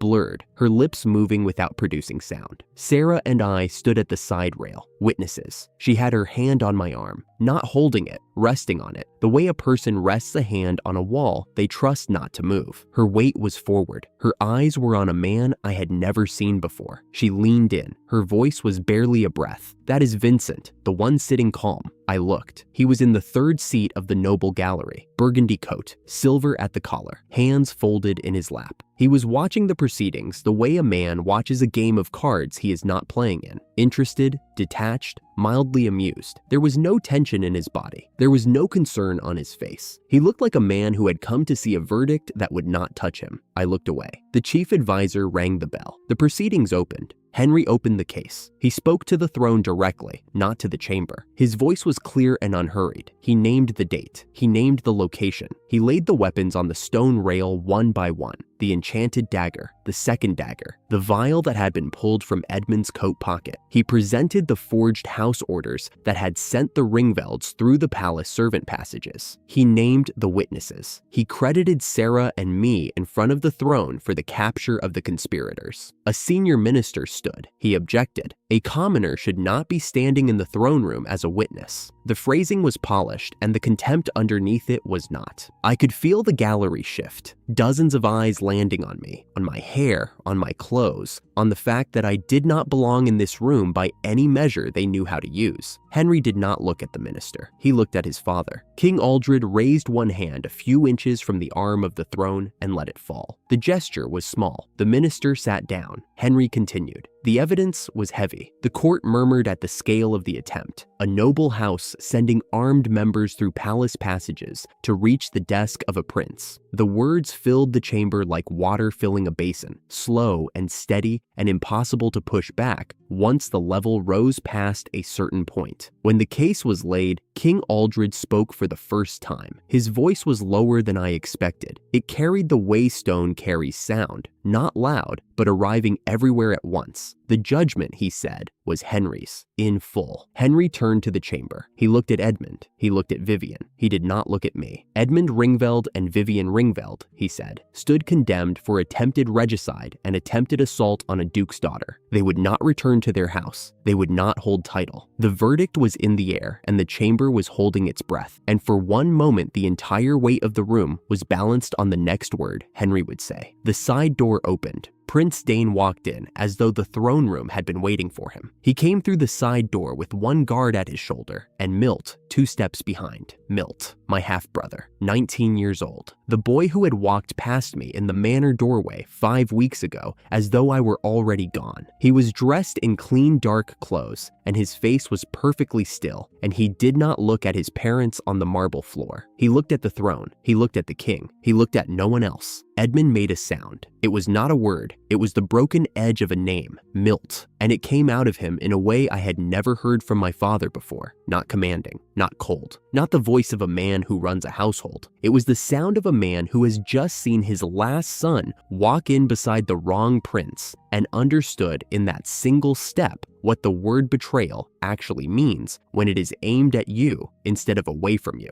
Vivian tried to call his name too, but the crest residue turned it into something half-formed, a syllable that started and did not finish. She swayed. The guards on either side of her steadied her by the elbows. Dane bowed to the throne. The bow was perfect. He greeted his father. He greeted his brothers. He called it a small matter. Then he turned to the chamber and invoked the old law of family responsibility, the kingdom's dormant statute that held the children of traitors accountable for their parents' crimes. By this law, he said, the son of Edmund and Vivian Ringveld, the one standing at the side rail right now with a magic eye, would normally be implicated. The court erupted, dozens of voices at once. The gallery shifted forward. I could feel every pair of eyes in the room land on me in the same breath, and the weight of it was a physical thing, pressing against my chest. Sarah's grip tightened on my arm. Her jaw was set. I could feel the tension in her fingers, not fear, but the specific anger of a woman who has watched someone she chose to stand beside get targeted in a room where she cannot swing. I went very still, not because I was afraid, because Dane had walked into this room with my brother at his elbow, and a law older than anyone in the chamber, and the verdict that was about to close the worst chapter of my life had just been pried open again by a man who was smiling. Sarah leaned to my ear. Her voice was low and urgent and furious. Henry, he needs to do something. Henry was silent. I watched his face. He was not frozen. He was thinking, the way he thought at the desk in the reception room, the way he thought at the audience when I had first shown him my eye. Fast and invisible, and not done yet. Dane turned to me. He spread one hand toward the chamber, a gesture of false generosity, and told me I was welcome to speak. Defend yourself, boy. The word landed like a coin flipped onto marble. I stepped forward. I did not look at Dane. I looked at Edmund. My father was on his knees on the marble in his chains. His face was gray. The dignity he had been performing when the session opened was gone. He was looking at Milt the way a man looks at a door that is just closed and locked from the other side. I spoke to him. My voice was level. I asked him to tell the court who had threatened him into this. I asked him to name the man whose order he had carried through the palace passages. Edmund opened his mouth. The answer was in his throat. I could see it there, the shape of a name he wanted to speak. Dane's eyes flicked to him. The look was small, barely a movement, the kind of glance a man gives a dog that has started to stand when it was told to sit. Edmund's mouth closed. I stood there for a breath. The name he would not say was sitting in the space between us like an object neither of us could reach. I stepped back to the side rail. Sarah's hand found my arm again. Henry moved. He turned to Dane and his voice was quiet. "Brother," he said, "you came here to do what? To delay?" Dane spread his hands again. The gesture was identical to the first one. "Brother," he said. He had come to help, but help had a price. Henry, level as a planed board, name it. Dane named it. Henry's rarest magic tool, the one in the lower vault. I watched Henry's face. He did not flinch. He did not look surprised. He looked like a man who had already known the price before the question was asked and had already decided to pay it before the morning began. He nodded once. Done. One word. The court went silent. Dane smiled. Not wide, not cruel, just the small, satisfied smile of a man who has collected what he came for. The old law of family responsibility was no longer in the air. The cost was paid. I stood at the side rail and I understood in one clean line what Henry had just done. He had given away the most dangerous tool he owned to a brother he did not trust, and he had done it so that the law could not touch me. I did not know what to do with that. Dane turned to Milt. One word. Speak. Milt stepped forward. He did not look at his parents. He did not look at me. He walked to a spot 3 paces from the throne, and he stood there with his hands at his sides and his chin level, and he addressed the king directly. His voice was flat, not cold the way Diane was cold, not performative, not mocking. Flat the way a man reads a document aloud in a room where the document is the only thing that matters. Witness toned, no embellishment, no apology, no hesitation. He told King Aldred that his mother, Vivian, had seen to it that Adrian's birth mother did not survive the winter she fell ill, and that his father, Edmund, had known and stood by.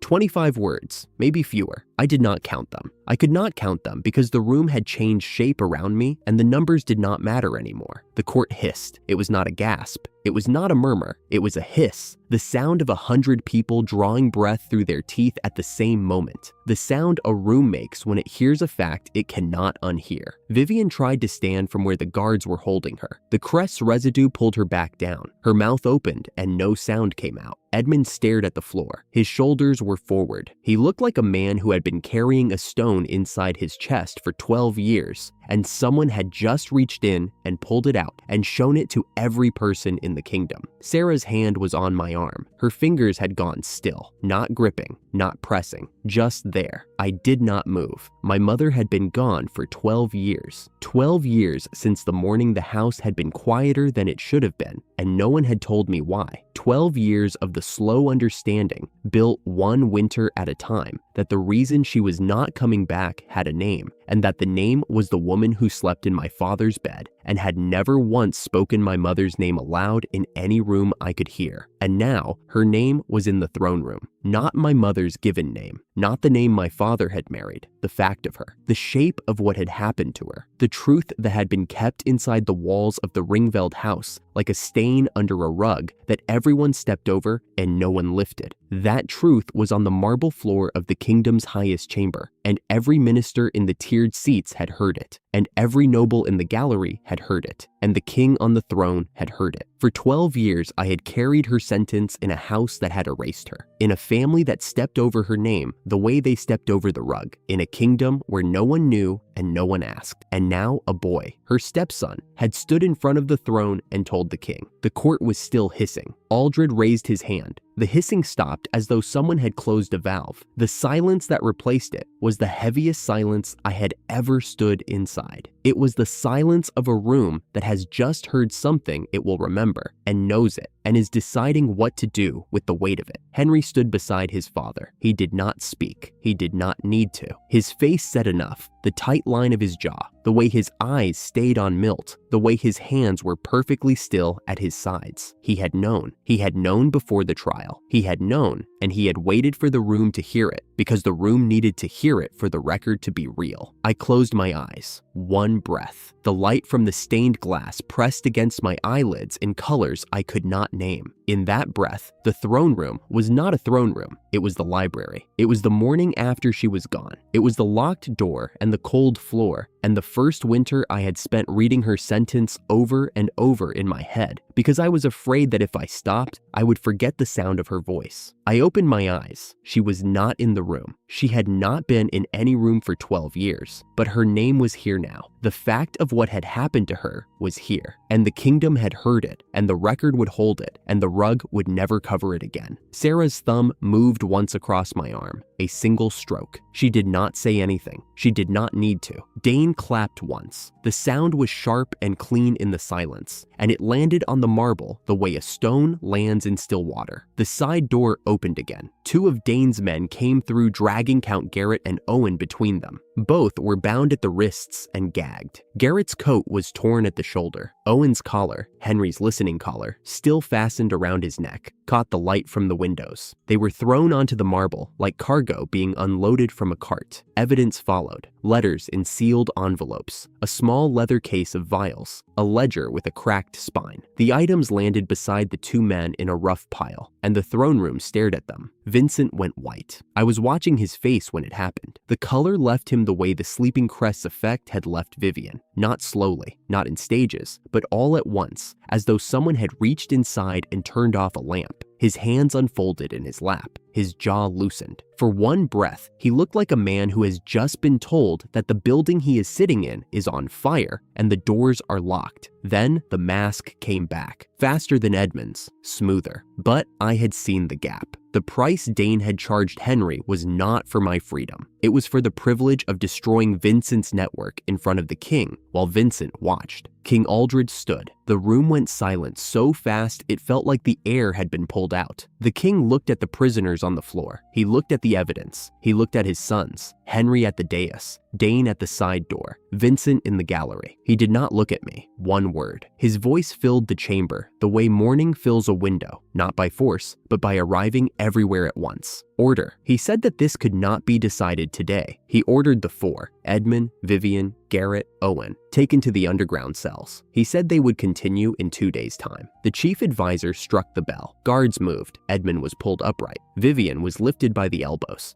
Garrett and Owen were dragged to their feet. The four of them were led through the far door in a line, and the chains made a sound on the marble that I would hear in my sleep for a long time. A low, dragging rhythm, metal on stone, the sound of a house being emptied out one person at a time. The court began to leave. Ministers stood. Nobles filed toward the gallery stairs. The chief advisor closed his logbook. The room thinned seat by seat until the colored light from the windows was falling on empty stone. Henry came down from the dais. He walked across the marble to where Sarah and I were standing at the side rail. His footsteps sounded too loud in the empty chamber. The circlet on his brow caught the last of the colored light from the windows and held it. He stopped in front of us. He looked tired in a way I had not seen before. Not the kind of tired that comes from missing sleep, but the kind that comes from spending something that cannot be earned back. He spoke. His voice was low, quiet enough that even a listener with an amplified ear 3 rooms away would not have caught it. That was the cost. I nodded. There was nothing to say to it. The cost was real, and it was large, and both of us knew it, and neither of us needed to name it twice. I said, quieter still, the mother is named. Henry looked at me. His eyes were steady. Yes, the word sat in the empty chamber, the way everything that mattered sat in my chest. Small, permanent, load-bearing. The mother was named. The kingdom had heard it. The record would hold it. Sarah's hand was still on my arm. Her grip was lighter now. The thing she had been bracing me against had already landed, and I was still standing. I stood in the empty throne room, Sarah beside me, Henry in front of me, the light on the floor. The world was one fact closer to honest. I stayed until the light reached the far wall. Sarah stayed with me. Neither of us spoke. The door slammed behind Sarah hard enough to rattle the frame. "I am going to strangle him," she said. She paced the width of the room twice, her boots sharp on the stone floor, and then she stopped and pressed both palms flat on the table as if she were holding it down. I did not sit. I stood by the sealed wall and looked at Henry, who had already poured himself a cup of tea and had not touched it. "Henry," I said, "the tool. You should not have paid that." He waved one hand, tired. He told me Dane valued his own life enough to think twice before using the extractor. It might sit in a vault, and I had walked out of the old law's trap alive, which had been the entire point. Sarah pulled a chair back and dropped into it, not angry anymore, troubled. "Milt," she said. "What was that? On the throne room floor. What was he?" Henry set his cup down. He had scanned Milt with the truth appraisal eye during the chaos. What was inside Milt was hatred, not coerced, not bartered, chosen. The room went quiet. I stood at the wall for a long moment and let the words settle. "He took the family money," I said. "He met Dane on the road. He chose." Henry nodded once. Sarah sat down hard. Her voice was lower now. "What was the boy raised on?" I knew the answer before I said it. Praise. Constant praise. Sharper than I knew. We ate a small late dinner together at the table. Bread, cold meat, a pale broth that tasted of nothing in particular. Henry offered us rooms for the night. We accepted. Sarah walked beside me down the corridor without speaking. I held the door for her, and she touched my arm once, briefly, the way she did when she had run out of words, but not out of presence. I did not sleep well. My mother's sentence sat where it always sat, in the center of my chest, and tonight it felt heavier than it had felt in weeks. Not because of the trial, because of Milt. Because a boy raised on praise had chosen hatred the way another boy might choose a trade. I lay in the dark, and I thought about the ledger he had pulled from the shelf the morning I left. The single line he wrote in it, the ink still wet when the search riders left the gate. He had been planning that walk since the morning I left. Maybe before. Maybe since the first time he watched our father lock the library door and understood that the locked boy behind it was the only person in the house who could not be used as a counter in the game Milt was already playing. I had been his insurance. Now I was his obstacle. The mathematics of that had not changed, only the scale of the board. A palace runner arrived at first light. He stood in the doorway with his hands at his sides and his face the color of chalk. The 4 prisoners were gone. Edmund, Vivian, Garrett, Owen. The bars were intact. The locks were intact. The magical bindings had simply been disabled long enough to walk 4 people out. Henry set down the report without reading the second page. He already knew who had arranged it. So did I, Vincent. Henry dismissed the runner. The door closed. Sarah looked at me. I looked at Henry. The silence held for 3 full breaths before Henry broke it. I was not in the carriage. I learned the shape of what happened later through Owen's collar, but I will tell it the way it happened because the audience deserves to see the hands that held the vials before the vials were drunk. A curtained carriage moved along a quiet road outside the city walls. Inside sat Vincent, his face tight with irritation. Beside him, Garrett, sweating through his torn coat. Across from them, Edmund, staring at nothing. Vivian slept against the curtain, still half gone under the silencing token's residue. Owen sat on the floor with his knees drawn up. Vincent muttered about the trial. It had gone worse than planned. He had intended to silence all 4 of them quietly that night. Now he was improvising with materials he did not trust.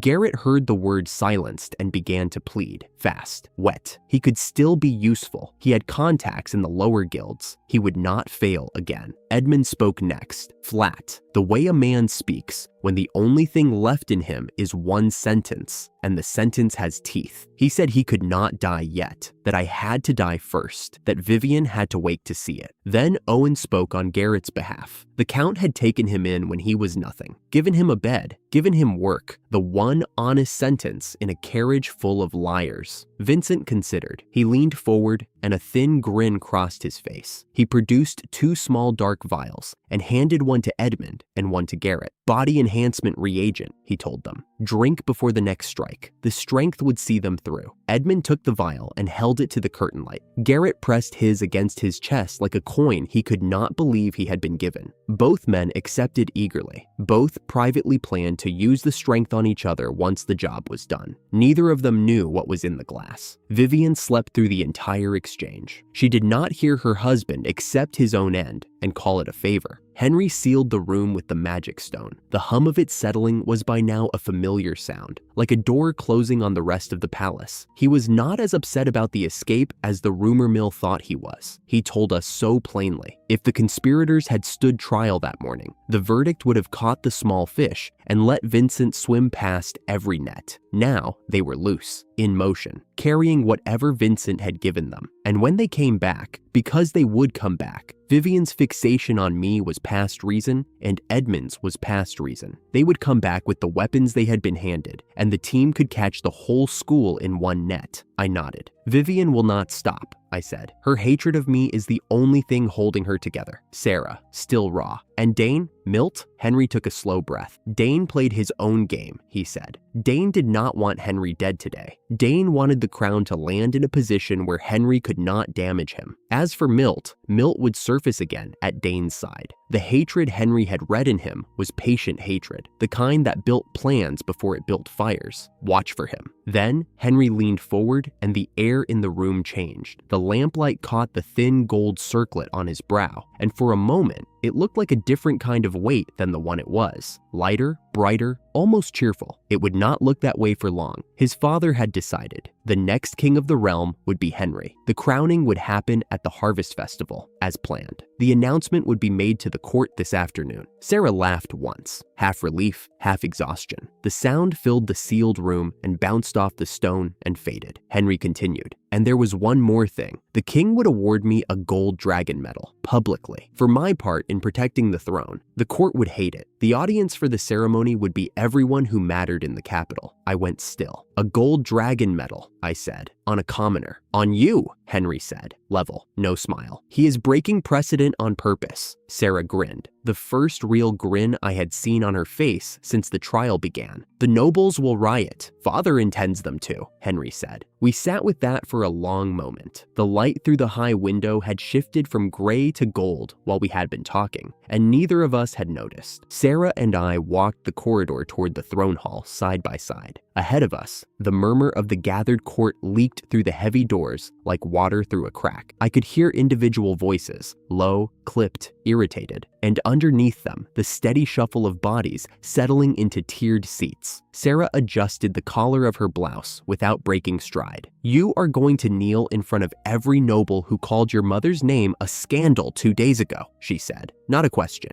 Yes. And then you are going to stand up with a gold dragon on a chain. Yes. She looked straight ahead. Her jaw was set. Good, she said. The word carried a weight behind it that she did not unpack. She did not need to. The woman who had pulled a thief off the festival street and taken a stranger home for dinner was about to watch that stranger kneel in front of the kingdom. I could hear the pride in the syllable, the way I could hear the tide in a shell held to the ear. I did not tell her that my hands were cold. I did not tell her that my mother's sentence was louder than it had been in weeks. Present loud, as if she was standing just behind my left shoulder, watching me walk toward the doors. The corridor was long. Our footsteps echoed off the marble and came back half a beat later, doubled, as if 2 other people were walking behind us and keeping pace. 3 weeks between the doorway and the throne hall. It felt like a different life wearing the same skin. The throne hall was full. Nobles packed the tiered seats on both sides, their coats pressed, their faces composed into the particular kind of blankness that meant they were paying very close attention. Ministers lined the far wall. The chief advisor stood at the base of the throne with a scroll in both hands. Behind the throne, Henry stood with his hands clasped at his back, and if there was a smile on his face, it was small enough that only the people looking for it would have found it. King Aldred sat the throne the way he always did, upright, patient, reading the room before the room had finished arranging itself. The crown caught the stained glass light and held it. The chief advisor unrolled the scroll and read. His voice carried to the back wall without effort. In 2 days, the young man before them had prevented a coordinated assassination attempt against the next king of the realm and against the daughter of Duke Drast. He had done so without spilling blood. He had acted on his own judgment and his own magic. The crown wished to recognize this service. I knelt. The marble was cold through the fabric of my trousers. I kept my eyes forward, on the base of the throne, on the king's shoes. On the edge of the scroll, the advisor still held. The incense in the hall was old and sweet, and it sat in the back of my throat, the way the morning air at the manor gate had sat there 5 weeks ago.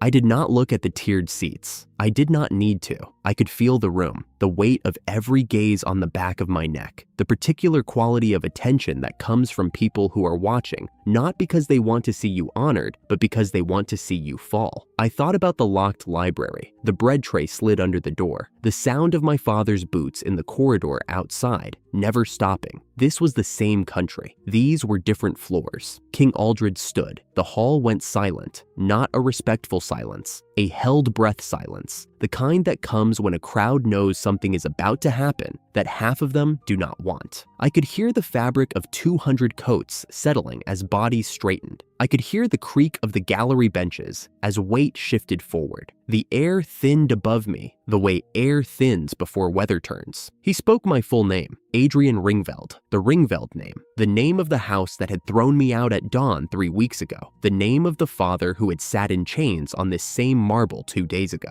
the name I would ask to have removed before the year was done. Today the king used it on purpose. Today the name meant something different in this room than it had ever meant before. You have stood between this throne and a dagger, the king said. His voice was not loud. It did not need to be. The hall carried it the way stone carries sound, not by amplifying, but by refusing to let it die. Rise and accept the gold dragon medal. I heard the word medal and the room behind me changed shape. I did not turn. I felt it. The shift of air, the intake of breath, the particular quality of outrage that arrives as heat on the skin before it arrives as sound. The murmur that broke across the tiered seats was not quiet. A senior count, I did not see which one, but the voice was thick with age and rank, said it loudly enough for the front 3 rows to hear. A commoner, with a magic eye, wearing the gold dragon. King Aldred did not respond. He did not look at the seats. He looked at me. I rose. He held the medal in both hands, smaller than I had imagined. A disc of hammered gold no wider than my palm, hung on a fine chain, the dragon crest pressed into its face. He placed it in my hands. The weight was real, not heavy, present. I poured a thread of magic into the metal. The gold flared once and then steadied, bound. No one else could wear it now. I hung it around my neck. The chain settled against my chest and the gold sat over my heart. The metal was warm from the king's hands. For a moment, the hall did not exist. The seats did not exist. The nobles and the ministers and the muttering count did not exist. There was only the weight of the metal and the weight of my mother's sentence, and the two of them together felt like a single thing, a promise kept by accident, a vow answered by a king who had never heard the vow.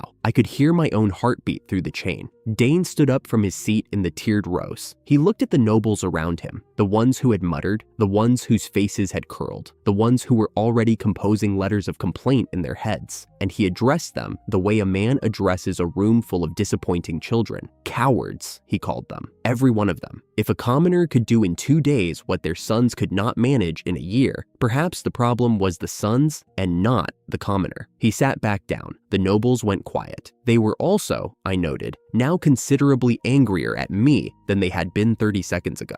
Dane had sharpened them on purpose. He had defended me in a way that made the defense worse than the accusation. I watched him settle into his seat, with his hands folded and his eyes half closed. The man who had taken the most dangerous tool in the kingdom as payment for a law he invoked himself had just added a dozen names to the list of people who wanted me gone. I understood him a little better in that moment. Not enough, never enough, but a little. Dane did not build enemies because he was careless. He built them because he was farming. Every grudge he planted today was a crop he would harvest in a season I had not yet learned to read. I cataloged every face I could see: the count who had spoken aloud, the minister who had turned his head, the 3 nobles in the second tier who had leaned toward each other and whispered, the woman in gray silk near the aisle whose eyes had narrowed to slits. I held each face in my memory. I would need those faces later. King Aldred closed the ceremony with a single word. The hall began to empty. The murmur rose again, louder now, carried toward the doors on the shuffling feet of 200 nobles who had just watched a commoner with a magic eye receive the highest civilian honor in the realm. The steps outside the palace were wide and sun-warmed. The city spread below us in a patchwork of rooftops and market banners, and the sound of it, carts, voices, the distant clang of a blacksmith's hammer, rose on the breeze like music played from very far away. Sarah fell into step beside me without a word. We walked down 3 steps before I spoke. I would not have stood in there today, I said, if you had not picked me up off the street. She went red. Not the angry red I had seen a dozen times. A different red. The kind that starts at the ears and spreads, and does not go away no matter how hard the person wearing it pretends they are fine. Stop, she said. We have a war to plan. I looked at her. The sunlight caught her hair, and the breeze off the courtyard lifted it at the ends, and for a moment the light and the wind made her look exactly like the woman who had tilted her head on the festival street and asked me my name.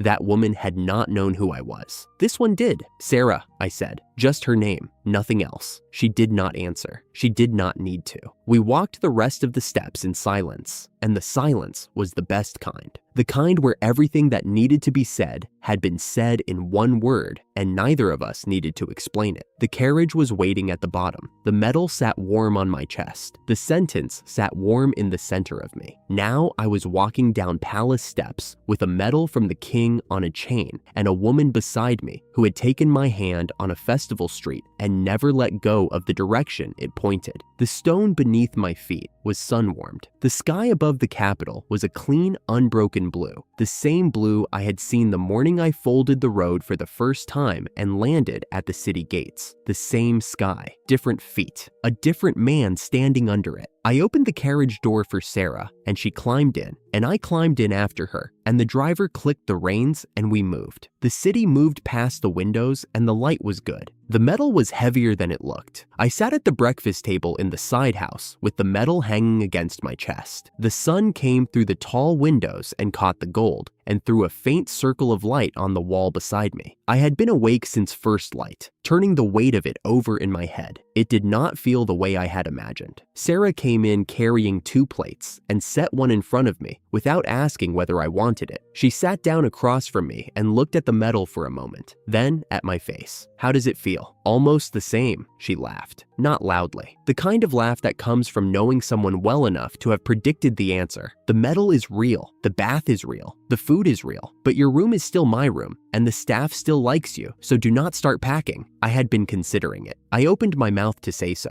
No, she said, before I had spoken a word. I looked at her. I have been getting those stares all my life. She broke a piece of bread in half and did not look up. Nobody likes a duke's daughter who reads better than they do. Magic eye on top of that? Yes, I know what those eyes are. You learn to walk through them. She said it the way a person talks about weather. Not bravely, not bitterly. Just as a fact she had carried since she was old enough to notice. I set down the bread I had been holding. Thank you for staying with me. Her hand paused over the butter dish. She did not look up. Eat. You are still too thin. A messenger arrived with Henry's seal before I could answer. The summons was urgent. Henry was standing behind his desk when we walked in. Maps, documents, a relay stone sitting on a velvet cloth at the desk's corner. He had been working on something for weeks, and the room smelled like it. Cold tea and candle wax. He did not sit. He looked at us and said one name, Claire von Velvet. Sarah sat forward. Henry laid it out. The Sword Saint, working out of a corrupt guild that had just banned awakened magic eye users from its doors. He wanted her standing beside us at the Harvest Festival. Sarah cut in.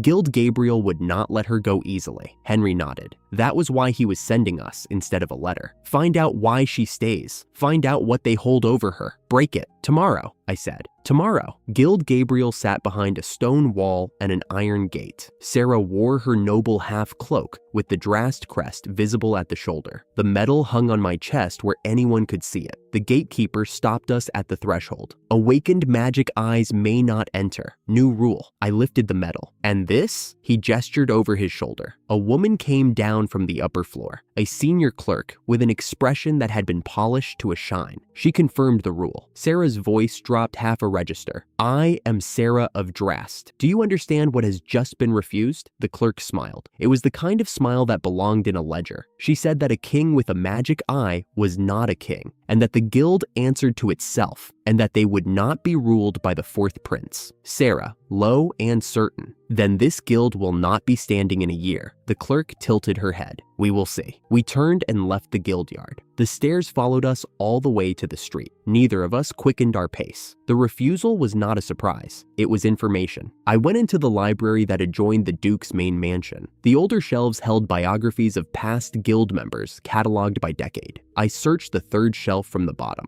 working through cracked spines and faded titles, until my hand stopped on a thick book in a worn binding. The title read, Sword St. Clair and the Adventurer Walter, the strongest pair in history. I carried it to the kitchen. Walter was at the counter, tying on his white gloves. He looked up. He saw the book. The glove paused halfway up his wrist. Then he smiled. A small, embarrassed smile. The first time in the entire arc of knowing him that the butler had been on the back foot about anything. Ah, he said. That, yes. A breath. Please do not show that to my lady. Sarah walked in at exactly that moment. She saw the book in my hand and the half smile on Walter's face, and the glove still only halfway on, and she stopped in the doorway with her arms already crossing. 3 teacups appeared on the counter without anyone asking for them. Walter poured. Sarah sat with her arms folded and tried not to look hurt. Walter began. He and Claire had been a top-ranked pair years ago. The largest contracts in the kingdom, border hunts, dungeon clears, evacuations that no one else would take. He left when he saw what the guild did with the rewards. Most of the contract pay went to management. He protested. He was ignored. He quit. Claire stayed. She would not say why. He left her there, and he had not slept properly since. The kitchen was quiet. You should have told me. Sarah's voice was low, not angry, hurt in the way that only comes from someone you trust, keeping a piece of themselves locked away. My lady, I am sorry. Walter set the teapot down. I did not want to bring it back. Sarah sat with that. She accepted it without forgiving it fully and said, half smiling, half not, that they would discuss it more later. I brought the conversation forward. If the guild was holding something over Claire that she would never let be hurt, the orphanage she funded fit the shape exactly. Sarah nodded. The orphanage, that is the thread. The plan formed over the last of the tea. Tomorrow, meet Claire directly, outside the guild, on the street. We spotted her the next morning, walking toward the guild gates. Claire Von Velvet was exactly what the legend described. Tall, silver-haired, twin short swords at her hips, and a longer blade slung across her back. She moved through the morning crowd the way a current moves through still water. People stepped aside without being asked. Sarah called her name. Claire turned. She recognized Sarah instantly. A duke's daughter is not easy to miss, and started to kneel on the cobblestones. Sarah waved her up before her knee touched the ground. I bowed lightly and let the medal catch the light. Claire's eyes brightened. Gold dragon, the new king's circle. Sarah, direct as always. The fourth prince wants you with us. Will you come? Claire's whole face opened. For a single breath, she looked like a woman who had been handed the letter she had been waiting for her entire life. Then it closed. I would.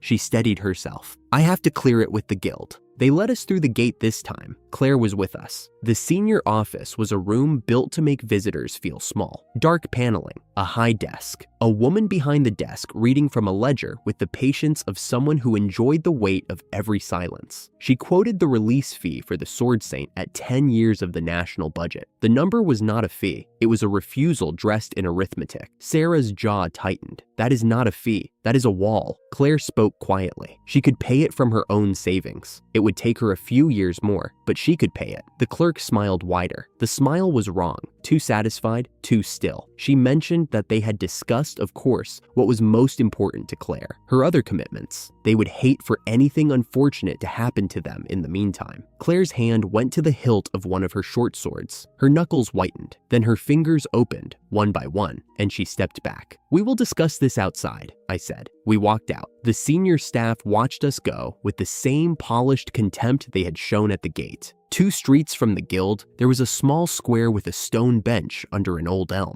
Claire sat. Sarah and I stood in front of her. The sunlight came through the leaves in pieces. Claire told us everything. She had been raised in the orphanage, a quiet house at the edge of the capital for half-elf and other displaced children. Guild Gabriel funded it, officially. Her contract pay was diverted by binding clause into the orphanage's fund. The reality was simpler and worse. Most of the money never reached the children. Senior management skimmed it. Claire had been carrying the difference out of her own savings and the threat. If Claire left the guild, the orphanage would close. The children would be turned out. The World Tree sapling, the root of the half-elf community in the capital, housed in the orphanage's central garden, would be destroyed. "The tree is the life of my people in this city." Her voice was steady until the last word. "If it goes, we are unmade." Sarah was shaking. Her hand was a fist at her side. I was very still. I let the shape of it settle. "I will go to the orphanage today," I said. "With you both. I have an idea." Claire bowed her head. "Thank you, Lord Adrian." That evening, I sat in Henry's study with the relay stone between us. Owen was standing at the wall in Vincent's private chamber while Vincent talked. Vincent was in a good mood. He told Owen that Adrian's group had been seen at Guild Gabriel twice, that the guild management minister was his, that the senior staff were his, that the boy with the medal was walking into a closed room and did not know it. He named Count Ringbert as personal backup, another count in his pocket, ready to finish the job if the guild's grip slipped. He laughed. He said the word I had been waiting for him to say. The orphanage threat was unbreakable. They had her. Henry and I looked at each other across the desk. Neither of us spoke. We did not need to. What Vincent did not know, what he could not know, because the collar only carried his voice outward and never brought ours back, was that Walter had already begun moving the orphanage's children to safety through underground routes he had used as an adventurer decades ago. The children would be out before dawn. I set the relay stone down and went to prepare for tomorrow. Claire led us through the orphanage the next day. The beds were made. The kitchen was clean. The garden door stood open. Every child was gone, moved in the night through tunnels that only Walter still remembered. The building had the particular silence of a place that had been emptied of its people, but not of its meaning. In the central garden, a single sapling stood in a square glass case. It was not much taller than a child. Its leaves were bright and small, a green so particular it had its own light. Claire opened the case and brushed one leaf with the back of her hand. "This is the tree," she said. "It is not large. It does not need to be. It is the root of our people in this city." I stepped closer. I looked at the leaves. The green was steady and alive, and it reminded me of nothing and everything at once. I activated my eye. A faint distortion settled around the sapling, the case, the glass, the soil, the roots. Nothing visible to anyone watching, only the air sharpening at the edges, the way the air sharpens before a storm that never comes. "It is now inside a barrier," I said. "Nothing in this kingdom can break it. The tree will continue to live inside. My eye is feeding it air and water, forever if I keep it." Sarah stepped forward. "Show us." She reached for the tree. Her hand stopped half a meter from the case. She pushed. She could not push past. The barrier held the way bedrock holds, not with effort, not with strain, just with the quiet fact of being there. Claire tried. Her hand stopped too.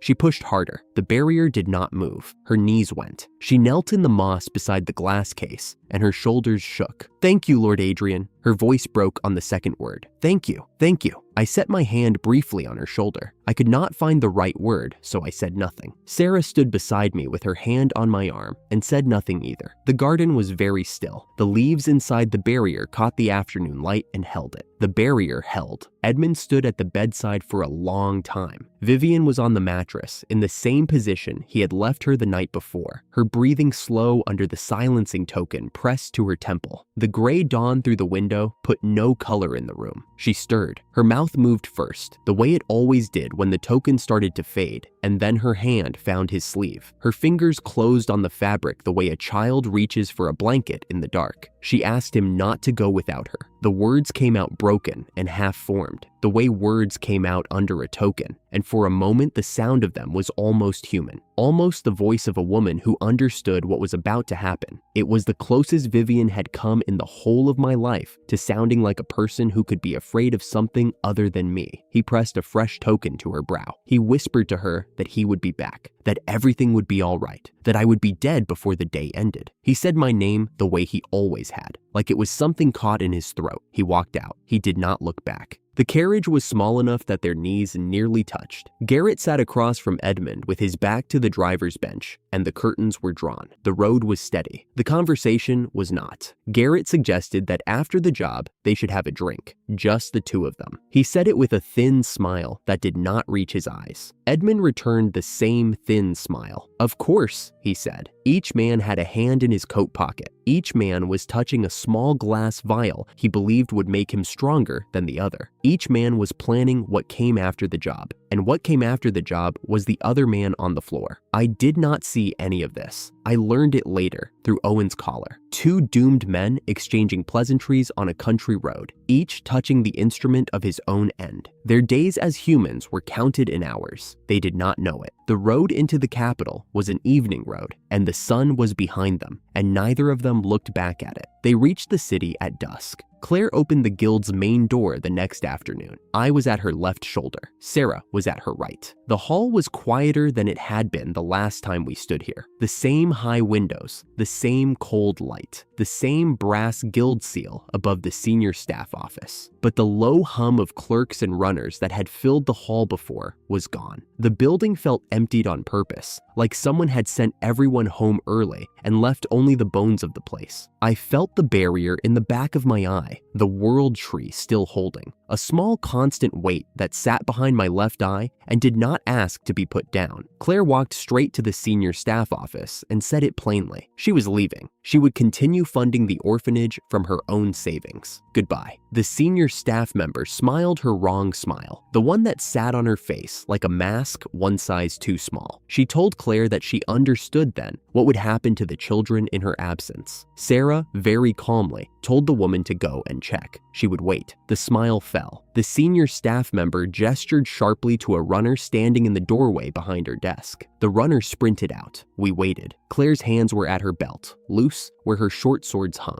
Sarah stood with her arms crossed and her chin up, and a patience in her face that I had seen before. The patience of a woman who already knew the answer to the question she had just asked. The runner was back in 3 minutes, breathing hard. The orphanage was empty. The whole place empty. The senior staff member's color went high. She was no longer smiling. She asked, her voice climbing, what we had done. Claire told her, gentle and final, that she would continue supporting the orphanage, just not from their skim. The senior staff member's hand moved to a speaking tube mounted on the wall behind her desk. She called down through it. 2 words, bring them up. Behind us, the guild's front doors closed. The bolt dropped from the inside. The sound carried through the whole hall. Footsteps came from the back of the building, heavy ones. Not the footsteps of men walking, the footsteps of something that used to walk like men and had forgotten the rhythm. 2 figures stepped into the hall from the back stairs. They were tall in the wrong way, their shoulders too broad, their arms too long. Their faces were not their own faces anymore. Each one wore a single locked expression that sat on the features like a plate of clay pressed over a living skull. One of them I did not recognize. Count Ringbert, I learned later. A name that did not matter anymore. The other one I recognized. It was Edmund, my father, the man who had told me at dawn 20 years into my life that he was finally rid of me. He stood at the top of the stairs with his expression locked into anger, and the anger was not the kind that comes and goes. It was the kind that has been fired into the face and will not leave. What had been my father was no longer entirely my father. The vial had not been enhancement. It had been the end of him. The picture I had built of him across all those years had been human. The thing on the stairs had traded that away for one last chance to reach me, and the trade had already been made, and he did not know it yet. Edmund stopped at the top of the stairs. He spoke one line, ragged, slow, like the words had been waiting inside him since the morning he threw me out, and the curse had boiled them down to their final form. You should have died in the library. I did not answer. There was nothing in me that wanted to answer. The line landed where it was meant to land. in the center of my chest, in the place where 12 years of bread and milk and water and silence had built a wall he had never once tried to see over. It landed, and I let it land, and I did not move. Ringbert moved first. His shape lurched forward from the top of the stairs, faster than a body that size should move, and Claire was already stepping in front of us. "Stay back," she said. "I have this." She did not draw her longsword, just the right short sword, the one she kept at her hip for close work. One arc, a single clean motion from her shoulder to the floor. Ringbert's form met the arc and dispersed into ash and was gone. The ash drifted through the cold light from the high windows and settled on the stairs where he had stood. Claire lowered the short sword. Her breathing had not changed. One arc, one motion. The sword saint of the kingdom had ended it the way a carpenter ends a nail, and the hall was quieter for it. Edmund collapsed, not from the strike, from the inside. The curse finished what it had started. His shape locked taller. His shoulders broadened past any frame the man I remembered had ever carried. His face hardened further into that single expression and stayed there. He growled. The sound was low and empty, and did not belong to any voice I had ever heard in the Ringveld manor. The senior staff member had gone pale. She raised a small magic tool sliver from her cuff, a thin, bright thing no longer than a finger. She told us, her voice shaking, that she had trackers placed on the orphanage staff. She knew where every one of those children was right now. I turned to her, very still. "Hand it over." She lifted the sliver higher. Edmund charged from the top of the stairs. The hall shook under the weight of him. I opened my eye. The hall folded. Everyone in it, Claire, Sarah, the senior staff member with the sliver in her hand, Edmund in mid-charge, the dust from Ringbert's ash still hanging in the air, all of it folded into the space behind my left eye and came out again 2 streets from the orphanage, in an empty lot where nothing stood but packed dirt and a low wooden fence at one end. Open ground, no walls, no guild building to protect, no civilians on the other side of the plaster. The sky above was wide and golden and did not care about any of us. The teleport had cost me. I felt the pull behind my left eye, the barrier still holding, the fold still settling. 2 large operations running through the same eye at once, the world tree and the hall. I could manage both, but there was not a third in me right now, and I knew it, and I filed it away the way I filed everything away, quietly, without telling anyone. Claire was already moving. The longsword came off her back in one motion.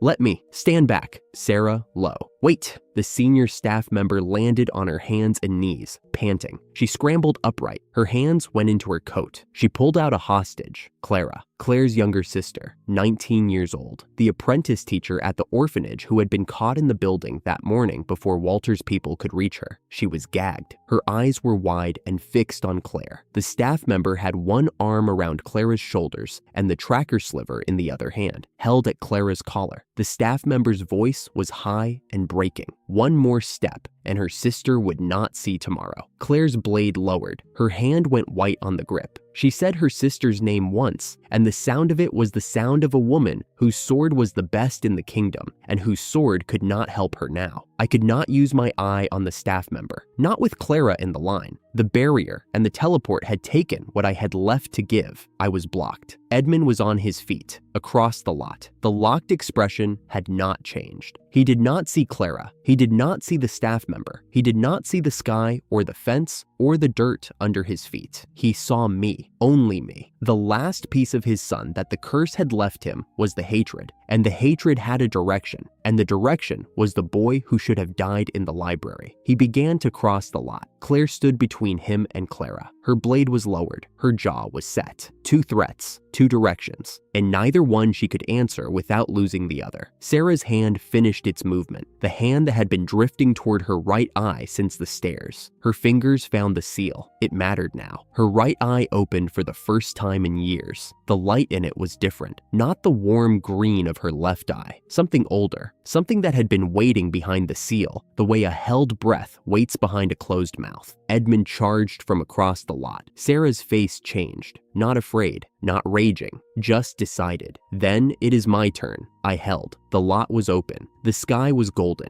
My father's shape was crossing the dirt toward us, and the woman I had chosen to stand beside was standing between him and the hostage with an eye she had not used in a decade, and I did not lift my hand. I held. Sarah's right eye was open, and the light in it was not the warm green of her left. It was amber, and it moved. Slow concentric rings that turned inside the iris, like a lock mechanism, finding its place for the first time in years. I watched it happen. She had sealed it herself a long time ago. The opening was her choice now, and the look on her face was not a woman breaking. It was a woman arriving. I knew the story by now. Her mother had passed the same hour her right eye first awakened. She had been an infant. She did not remember the hour itself. What she remembered was later, asking Walter again and again where her mother was. Far away, my lady, watching from far away. When she was 19, a palace functionary told her the truth. Her mother had died the same hour the eye came awake, that the eye was what took her. The sentence sat in Sarah's chest for the rest of the evening until she brought it home and set it on the table in front of Walter and her father. They had been waiting until she was old enough to hear it. After that, she sealed the eye. Bitter potions first, then Henry found her in the palace garden. He told her there was a binding. He told her it would hurt. She chose it. She endured it. The concentric rings dimmed to ordinary heterochromia. Then she met me, a boy on a festival street who tripped a thief with junk from a magic box. She thought, for the first time in her adult life, that the eye she had sealed could be a thing that made the world rather than took from it. She began training in secret, control building, slowly, the way calluses build. Not to unseal the eye, not yet, but to be ready. That day was now. The seal was off. The rings were turning. Edmund was crossing the lot with nothing left inside him but the direction he had been given. Then it is my turn, she said, and she stepped into the space between Edmund and Clara. She did not aim at Edmund. Edmund was moving. His charge had already committed, his shape crossing the lot in strides that shook the dirt, and the petrification's eye did not work on fast-moving targets. Sarah had known that since the first week of her secret training. The eye locked what it could see and hold. What moved too fast escaped the lock. She aimed at Clara. She aimed at the senior staff member standing behind Clara, with the tracker sliver pressed to her collar. Both of them were still. Both of them were looking at Edmund. Neither of them saw the amber light in Sarah's right eye settle on them like a second kind of afternoon. 2 heartbeats. That was all it took. Clara went to stone first. The effect moved outward from her center, her skin graying to a smooth, pale surface that caught the golden light and held it. The shawl across her shoulders hardened. The gag across her mouth hardened. The terror in her eyes locked into place, and then the eyes themselves grayed over, and she was stone from the crown of her head to the soles of her boots, standing upright, untouchable. The staff member went next, knees down, a shaped use, precise, practiced in the small hours for exactly this class of moment. The woman's legs locked to stone mid-step. Her upper body jerked forward. Her hands were still free, but the tracker sliver was caught in a fist that could no longer open, and her balance was gone, and she tipped sideways into the dirt with a sound like a plate hitting a table. Edmund reached Clara at full speed. The charge that had been aimed at me hit the stone shell of a 19-year-old woman who was not there anymore. Not really. Not behind the layer of gray that Sarah's eye had wrapped around her. The impact was heavy. The sound carried across the lot. The stone held. Edmund bounced off and stumbled backward, his locked expression unchanged, his arms swinging wide. Inside the shell, Clara sustained nothing. The stone was between her and the world. Claire moved. She had been frozen since the hostage came out. Her blade lowered, her hand white on the grip, her jaw locked. The moment Clara went to stone, the hostage line dissolved. There was nothing left to hold. She stepped in. One arc of the longsword, a single motion from her shoulder to the ground, clean and absolute. The stroke of a woman whose blade was the best in the kingdom and who had been waiting to use it since the morning. Edmund's husk met the arc. The form dispersed into ash. The ash caught the golden light as it drifted sideways in the late afternoon air and settled on the packed dirt of the lot. He was gone.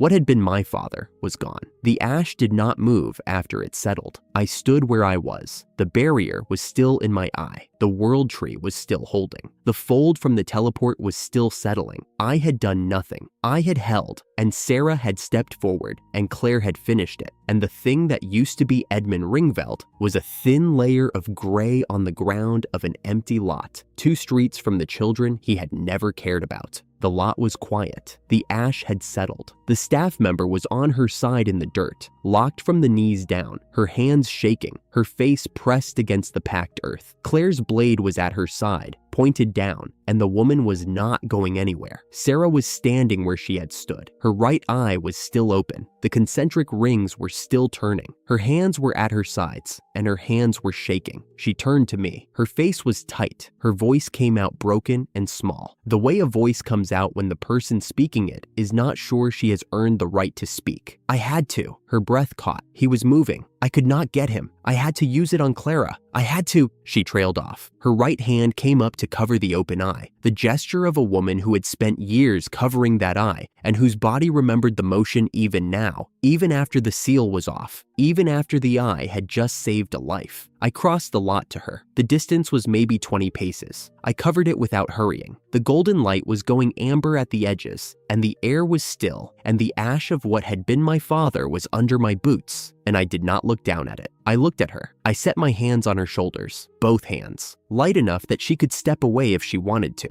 She did not step away. I looked into both of her eyes. The left one, the warm green one that had looked at me across a dining table the first night I sat in her home, and the right one, the one with the concentric rings still turning, the amber light still moving, the eye that had taken her mother and saved Clara and been sealed for years and carried in silence across every room we had ever shared. I had carried my mother's sentence for 12 years. I had held it, and I had never given it to anyone because there had never been a moment that deserved it. This was the moment. Your eyes are beautiful, Sarah. She stopped shaking. Her hand dropped from her face. Her right eye was open, and the rings were turning, and I was looking straight into them, and I was not turning to stone. Look at Clara. She did not move. Her face was very still. The words were sitting in her the way they had sat in me for 12 years, and I could see them landing, and I could see the weight of them pressing down on the place where her mother's passing had left a hollow that nothing had filled since. Look at Clara, Sarah. She turned her gaze. The stone form of Clara stood at the edge of the lot where Edmund's charge had bounced off it. Sarah looked at her. The amber light in her right eye settled on the gray surface. The stone retreated, slowly, from the crown of Clara's head downward, color returning the way warmth returns to a hand held over a fire. The gray faded from her hair, from her face, from her shoulders, and her shawl, and her dress, and her boots. The terror in her eyes thawed and became bewilderment, and then became recognition, and then became tears. Clara blinked. She swayed. She was standing in the middle of an empty lot in the late afternoon light, and she did not know where she was or how she had gotten there, but she was alive and her skin was warm and her sister was 10 steps away. Claire reached her in 3 strides. She dropped the longsword in the dirt. She folded Clara into her arms and held her there and did not let go. Clara! Claire's voice was the smallest I had ever heard it. Clara. Clara made one small sound into her sister's shoulder, a sound that was not a word, the sound of someone who had been very frightened finding the one person in the world who could make the fear stop. Sarah's tears came at last. She covered her face with one hand. I kept my hands on her shoulders. The sentence had been said. It had landed where it was supposed to land. The lot was quiet. The golden light was going. Claire held Clara. I held Sarah's shoulders. The ash on the ground did not move, and somewhere, in the space between the sentence my mother had given me and the sentence I had given Sarah, the wound that had been open since I was a child closed 1 degree. Not all the way, not yet, but 1 degree.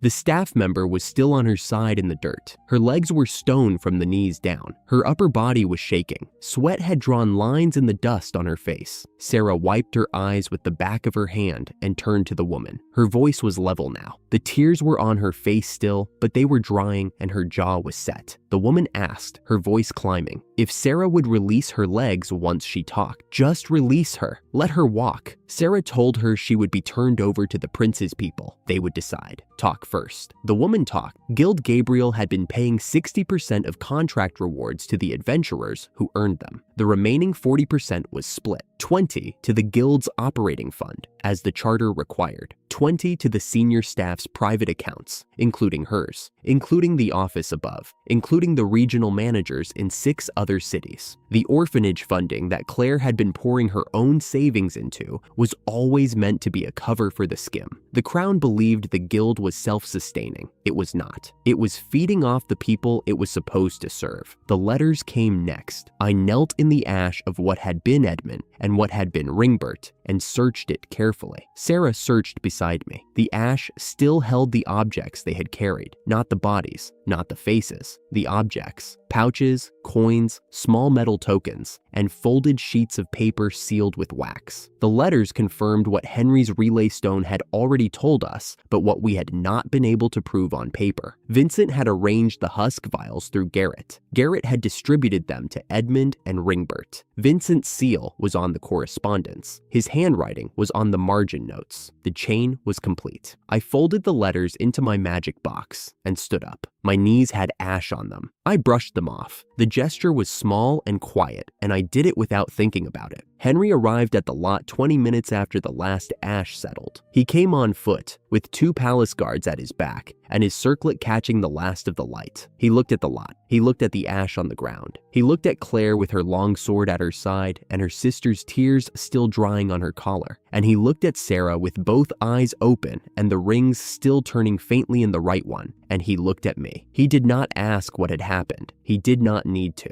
The truth appraisal eye saw what it saw. He turned to the staff member on the ground. She flinched. His eye scanned her for 3 seconds, maybe 4. Then he looked up at the guild building, where the remaining employees had been quietly emerging from the front entrance. A loose line of clerks and runners and file keepers standing in the evening light, with their hands visible and their faces uncertain. Henry scanned the line, one by one. His eye moved across each face the way a lantern moves across a row of books. Some of them he nodded at, some of them he did not. The innocent ones he kept, the ones who had processed contracts and filed papers, and done their work without knowing what the office above was doing with their numbers. Those he told to stay. The rest he sent to the palace cells with the 2 guards. 5 guilty, 11 clean. The math was worse than I had expected. He handed the letters back to me after reading them. His face was calm, but the line of his mouth was tight. Claire stepped forward. She had washed the ash from her hands. Clara was standing behind her, leaning against the low fence at the edge of the lot, quiet and small, and wrapped in the shawl that had been stoned 10 minutes ago. Claire looked at her sister for 1 more second. Then she turned to Henry and knelt. Lord Henry, her voice carried across the lot. I, Claire von Velvet, give my sword to you, always. Henry raised her up. The gesture was gentle and precise. The way everything Henry did was gentle and precise. He set his hands on her forearms and lifted her to her feet. Sword St. Clair, the crown welcomes you. The words were quiet, but I could hear them across the lot. So could the 11 guild employees standing in the doorway. So could Clara. So could Sarah. Henry turned to the gathered employees and spoke. The new system would be this. The guild's reward distribution would be restored to the legal share, 80% to the contractor. The orphanage funding would be separated from the guild's operating account and overseen directly by the throne. Awakened Magic Eye users who had been turned away from guild registration for years were once again welcome. He thanked me. He thanked Sarah. He said our names in front of the guild employees, in front of Claire, in front of Clara. The thanks were simple, and he did not elaborate, and he did not need to. Walter brought the children home. He came up the old route from the underground passage, the one he had mapped years ago when he still carried the tools of a different life. Armed escorts at the front and back of the line. The children walked between them in a quiet column, the smallest ones holding the hands of the older ones, and the lantern light from the orphanage door spilled across their faces as they came through the courtyard gate. Clara was standing in the doorway. She had not changed her clothes. The shawl was still askew, The gag mark was still faintly visible on her cheeks, but she was standing, and when the first child saw her and broke from the column and ran to her, she knelt and caught him and held him the way Claire had held her an hour before. The children filed into the building one by one. Walter stood at the courtyard gate and counted every head. His face was the quietest I had ever seen it, and there was something in the line of his mouth that I had never seen there before. A smile, not a large one, the kind that sits at the corners and does not announce itself. Sarah was at my shoulder, both eyes open. The right one had dimmed to a slow amber glow, the rings turning so faintly that in the lantern light they were almost invisible. She was not shaking anymore. She was watching the children walk into the building, and her face was still and warm and open in a way it had not been since the morning I met her. Claire stood at the orphanage door and watched her sister work. The longsword was on her back again. Her hands were at her sides. She looked like a woman who had been carrying a weight for years and had just set it down. I stood in the courtyard with my hands in my pockets, and my mother's sentence finally quiet in my chest. Not gone, just quiet. The way a sentence goes quiet when it has been spoken aloud for the first time, and the heir has taken it, and the person it was meant for has heard it, and the work of carrying it alone is done. The barrier was still holding. The cost was still there, a low pull behind my left eye that would not fade until morning. I could carry it. The evening air was cool. The lantern light was warm. The children were inside. Clara was kneeling in the doorway with a child in her arms. Walter was smiling. Claire was breathing. Sarah was beside me. Henry had given me the private room for the night, a small one near the east wing with a narrow window and a table and a candle and nothing else. I sat at the table and spread the letters from the ash across the surface and read them one more time. Vincent's handwriting, Vincent's seal, the chain from Garrett to Edmund to Ringbert, the vials, the timing, everything we had suspected and everything Henry's relay stone had recorded, now confirmed on paper. I folded them back into the magic box and sat for a moment with my hands flat on the table. I heard it then, from somewhere deeper in the palace. A laugh, soft, low, the kind of laugh that does not want to be heard but cannot help itself, and a voice I had not heard before, a man's voice, deep and easy and amused, speaking to no one or to someone I could not see. It is time. I did not know who the voice belonged to, not yet, but the laugh carried through the stone walls and the candle flickered, and I filed it away the way I filed everything away, quietly, without telling anyone. The candle burned. The letters were in the box. The guild was reformed. The sword saint had pledged. Sarah's eyes were open. I sat in the candlelight and I did not move for a long time. Henry set 3 small velvet pouches on the table between us and sat down. 2 days had passed since the guild fell. The whole palace had gone still in the way a building goes still when the people inside it are holding their breath. Henry was the next sound. He slid 1 pouch to me, 1 to Sarah, 1 to Claire, and folded his hands. A gold coin each, he said, modest by court standard, enough to live on for a year by an ordinary citizen's standard. Father insisted. Sarah's fingers touched my wrist under the table. Take it, she said. You earned it. The pouch moved from the table to my palm. The weight was real. Claire set her pouch aside without opening it and looked at Henry directly. The next 2 weeks. Are they actually safe? Henry leaned back. He gave us the landscape in short sentences, the way he always did. Vincent was wounded and cornered. Dane would not move against him directly. The 3rd prince was locked away. The 1st princess was abroad on the southern continent. The actual decision landed at the Harvest Festival, 2 weeks from now, when the king placed the crown. And the wider question, I said, what becomes of us? You are visible now. You cannot be unmade. He let the sentence sit. The decision lands when the king places the crown. Until then, rest, train, come back ready. Sarah tilted her head. You are telling us to take a vacation. I am telling you to take 2 weeks. We sat a moment longer in the quiet. 2 weeks. The first rest any of us had been offered since the beginning. The Reformed Guild was a different building. New faces behind the desks, new contract board, new rank system. We registered as adventurers on the 2nd morning. Claire watched from the side with her arms folded. The rank test was simple. The candidate channeled magic into a small enchanted card. The card changed color. Mine turned gold. The receptionist sat down, not gracefully. Gold meant S rank. The reformed system had never produced one. I filed it. The card went into my pocket. Sarah's card turned silver, A rank. She held it up, frowned at it, and looked at me. "I want a gold one next time." Claire laughed from the wall. It was the first time I had heard her laugh without a blade nearby. We picked a B-rank contract from the board, fresh king crab legs from the distant coast. I folded the road and we were at the shore in a single step. Claire taught me the basics of a long sword swing on the sand. Hold the weight at the hip. Let the swing finish itself. She corrected my stance twice and then let me work it out on my own. And I could feel the difference between the way I had been swinging and the way the weight wanted to travel. Sarah practiced precision on small stones near the tide line. One eye open, then both, freezing a pebble in place while the surf moved around it. She was faster than she had been a month ago. The control she had built in secret was becoming something public now, something she could carry with both eyes uncovered. I developed something new. I folded a line of space between my greatsword and a boulder 100 paces down the beach, and the point of the sword punched through the fold and struck the boulder without the rest of me leaving the sand. A teleport strike. The boulder cracked. I did it again. The second crack was deeper. Claire watched that one without saying anything. Her eyes tracked the fold line the way a carpenter tracks a joint in someone else's timber. Then, the hunt. Claire ended the first crab barehanded. One clean strike that cracked the shell before the thing could pivot. I ended too by putting the greatsword's point through their foreheads from 100 paces. They did not see the strikes coming. The blade appeared, landed, and disappeared before the bodies settled into the sand. Sarah froze the claws of the last two in place and ended them cleanly while their bodies strained against the lock. We packed the legs and stored the rest in the magic box. Most of the meat went to the orphanage that evening. Clara served it at the children's table, and the children ate until they could not move. The kitchen smelled of grilled crab for 3 days. The remaining days of the 2 weeks passed the way a held breath passes when you finally let it out. Training in the mornings, markets in the afternoon.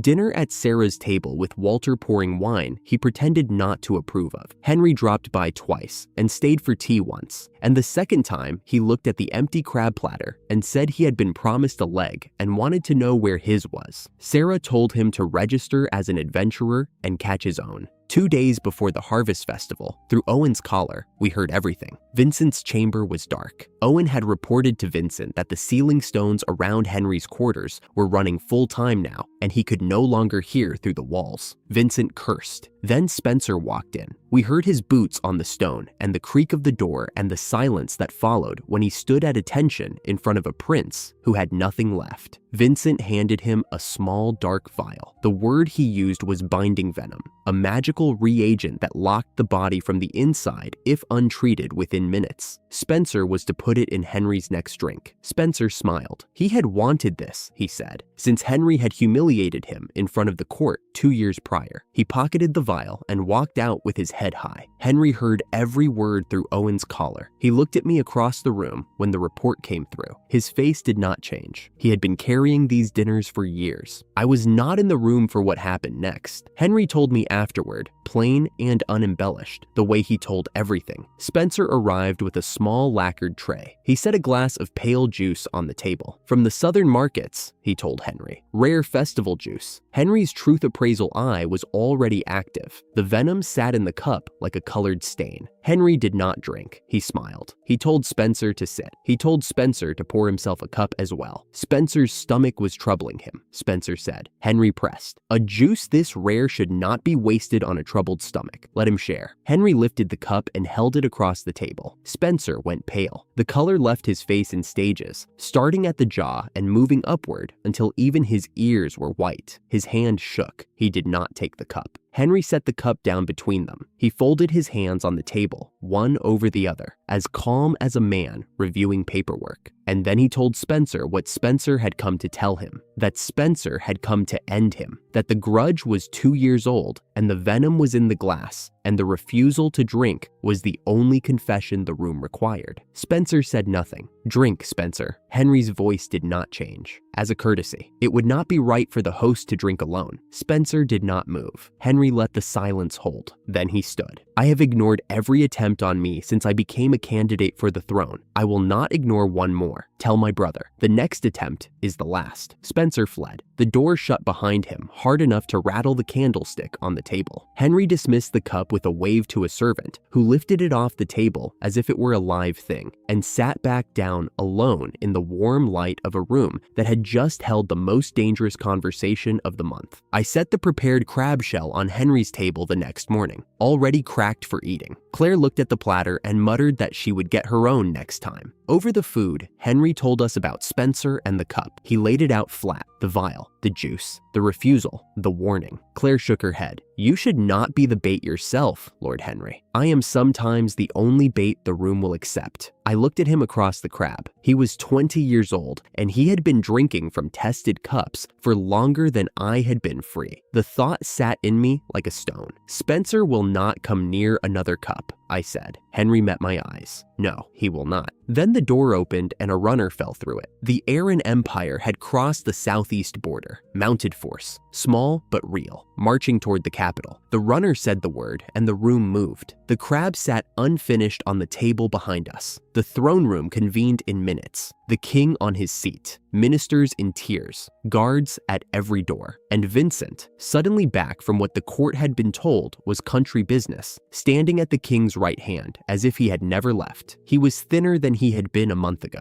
The burgundy coat fit differently. He stood straight and still, and when the king looked at him, he said the words the court expected. The king was formal and brief. Don was on expedition off the continent. The third prince was unsuitable. He named Vincent and Henry joint commanders for the border action. Repel them, the king said. Together, Vincent accepted with a bow. I am honored to serve, father. His voice was even. His palace manner was perfect. A man performing duty in the way a man performs it when he has rehearsed the performance for days. Under the table, Henry's truth appraisal eye was already aimed. The lie was plain. Henry saw it the way he saw the venom in the cup. A stain that did not belong in the vessel carrying it. Sarah leaned toward me as the court rose to its feet. Her voice was barely above the shuffle of robes. He arranged this himself, I knew. Vincent had staged a war he planned to win publicly and wear like a medal. The crown would land on the savior, except the savior's brother had a team. Outside the throne room, Henry told us plainly, the team would go to the border, and on the way, one more piece needed placing. The cell of the third prince, Marcus, the man whose laugh I had heard through the palace walls after the guild fell. Henry wanted him on the field. He will fight on our side, Henry said, or he will be a problem worse than the war. There was nothing to weigh. I agreed on the spot. The festival was 3 days out. The war was already moving, and somewhere in his cell, the third prince was laughing. Henry pulled us into a side corridor before the throne room doors had fully closed. If Vincent's knights repel the invasion, he said, his story lands. Sarah read it before he finished. Then we go. Claire was already adjusting her scabbard. And I will go, I said. Henry nodded. The four of us walked back through the throne room doors. The king sat at his elevated seat with both hands on the armrests. Henry laid it out in 3 sentences. The column, the team, the road. King Aldred listened without moving. Then he stood. He looked at each of us in turn. Henry, the king said, you have found wonderful companions. The Sword Saint, Adrian, Lady Drast. He paused. The throne is grateful. Go. We turned to leave. I was already calculating the folds. 3 jumps to the southeast border, 4 passengers, the weight distribution across my eyes limit. Then the air went wrong.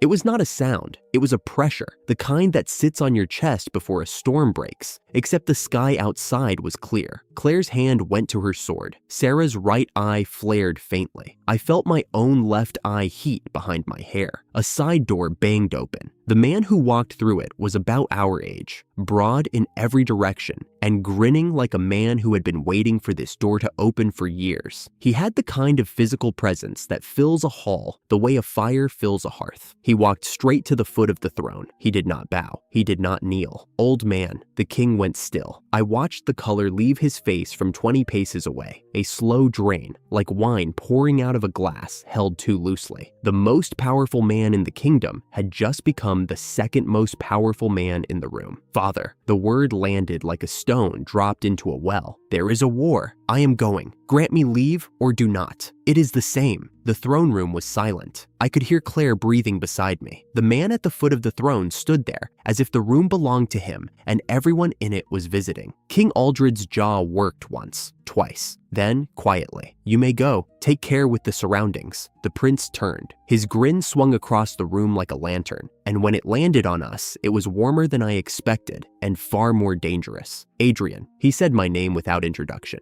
Magic eye, space interference. His gaze moved. "Sarah of Drast, petrification. Well sealed." He grinned wider. "The sword saint." He looked at Claire the way a man looks at a blade he respects, but does not fear. "I have been listening from below," he said. "I am taking you with me." I understood 3 things in the space of a breath. The locks on his cell had never held him. From that cell, he had heard everything. And the most physically present person I had ever met was now waiting for my answer. "Why?" I said. His grin did not waver. "Because you are the fastest way to the border." He pointed at me with a finger like a carpenter's mallet. "You are my mover." I waited. Using him at the border meant managing the most dangerous weapon in the kingdom with no leash and no manual. "Then we go now," I said. Marcus, Prince Marcus, the 3rd prince, the man the court had called too violent to count, folded me under one arm like a sack of grain and walked out the door. Sarah's eyebrows rose. Claire's hand left her sword. The king watched us go,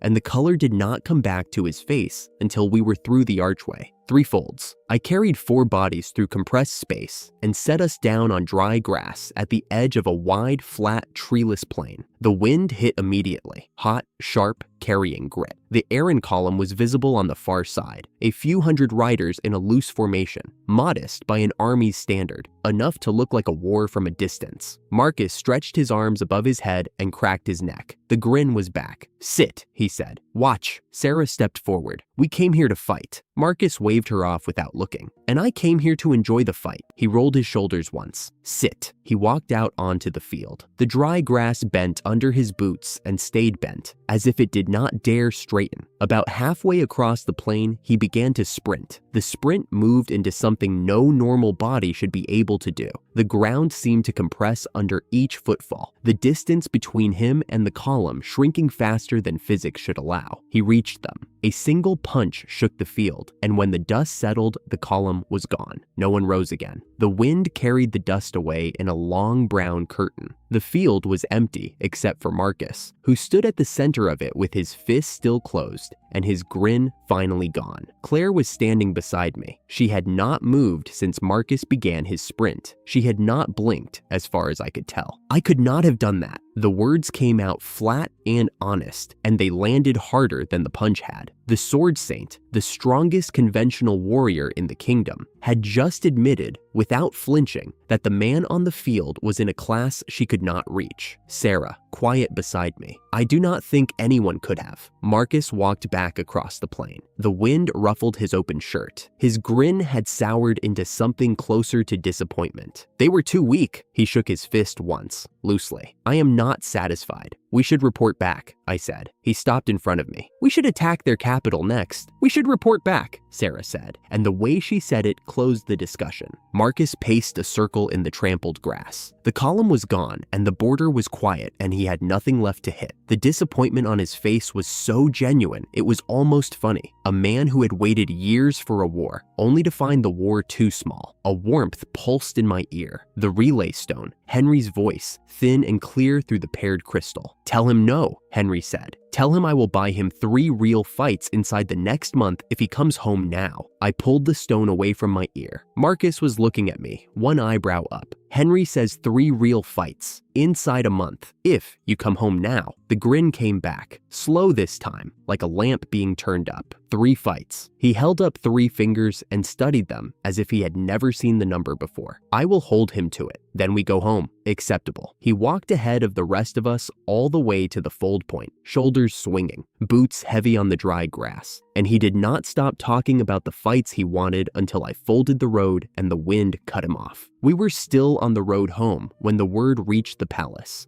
Marcus had ended the column. The border was secure. The Aran Empire had lost its forward riders in a single exchange that lasted less time than it took King Aldred to read the dispatch. Vincent was brought into the king's private chamber. I heard the details later, through Henry and through Owen's caller, the full picture assembled from two directions. The king sat at his writing desk. He did not look up when Vincent entered. "Your knights are no longer needed at the border," the king said. "Send the recall." Vincent tried to speak. The king repeated it, flat and final, and Vincent pulled a magic communicator pendant from inside his coat and spoke the recall order into it. His face was white. His hands were steady, only because he was gripping the pendant hard enough to leave marks. On the way out of the king's chamber, alone in the corridor, he said something under his breath. Owen's collar caught it clean. "Then it is the last move, and it does not matter." Henry told me later that evening. I filed it. The festival was tomorrow. Vincent had one move left, and he had just told us he was going to use it. Marcus entered the throne room first. He always entered first. The doors were still opening when his voice hit the walls. He announced to the room, to the king, to Henry, to the guards, to the chandeliers, that he had ended the war. He called King Aldred old man again. He pointed at me. The boy here was a useful piece. The verbal tick landed at the end of the sentence like a hiccup. Sarah's jaw tightened. "Brother," she stepped forward. "Stop talking about Adrian like a tool." Marcus looked at her. For half a second, something in his face shifted. Not shame exactly, but the recognition that a line had been named. He held up both hands. "But he is," the tick again. "Fine, Adrian. Useful piece, not a tool. There." I suppressed a small smile. The correction was terrible, and the effort was genuine, and that was Marcus in 2 sentences. Henry sealed the room. The ceiling stones hummed at the doorframes, and the windows went quiet. What happened next was not for the court. King Aldred stood from his throne. He turned to Sarah. He bowed, not deeply, but enough for the room to notice that the king of the realm had inclined his head to a 20-year-old woman. "Lady Drast," his voice was low and careful. "I have something I should have said to you years ago." Sarah's face went very still. Both of her eyes, the green and the faint amber gold, were open and fixed on the king. Marcus was the one who, in the months after your sealing, spread word through the palace of what your eye had been. He was a child and angry at our family and looking for someone to harm. The king paused. "I should have stopped him. I did not." Another pause. Longer. "I have not apologized to you. I am apologizing now." The room held its breath. Claire stood with her hands at her sides. Henry watched his father with an expression I could not read. Marcus, for the first time since I had met him, was silent. Sarah did not move for a long moment. The room waited. I could feel the weight of the silence pressing against my ribs, the kind of silence that happens when a wound that has been held closed for years is being named aloud for the first time in the presence of the man who let it happen. Then she spoke, and her voice was even and clear, and did not waver. "Lord Aldred, thank you." She breathed once. "I do not carry that anymore. Adrian gave me back the ability to look at my own eye." I felt my face go warm. The words landed on me sideways. I had not expected them, and I did not know where to put them. She had said it plainly, as a fact, the way she said everything that mattered. And the fact was that somewhere between a festival street and a broken seal, I had given her something I had not known I was giving. That is, you did. Sarah glanced at me. The corner of her mouth lifted. "Be embarrassed quietly." Henry's voice came low from beside the throne. "Thank you, Father." He looked at each of us in turn. Sarah, Claire, me, and then at Marcus, who was studying the ceiling with an intensity that suggested he was trying very hard not to say anything. "I will go forward with these 3 companions, Father." Henry's words were steady and plain. "The 4 of us together, with your blessing." The king bowed his head. "Blessing given." He straightened. "Crowning in 2 days." We left the throne room. Marcus walked beside me this time instead of ahead. He did not speak, and for Marcus, silence was its own kind of grace. The corridor was cool after the sealed room, and I could still feel the warmth of Sarah's words in my chest, like a second heartbeat. She had named me in front of a king. Not my eye, not my skill, not my title. Me. The council was called for the last time before the harvest festival. The hall was full, minor nobles, advisors, court functionaries, all of them watching from the long benches that lined the walls. They knew something was coming. They had heard about the border.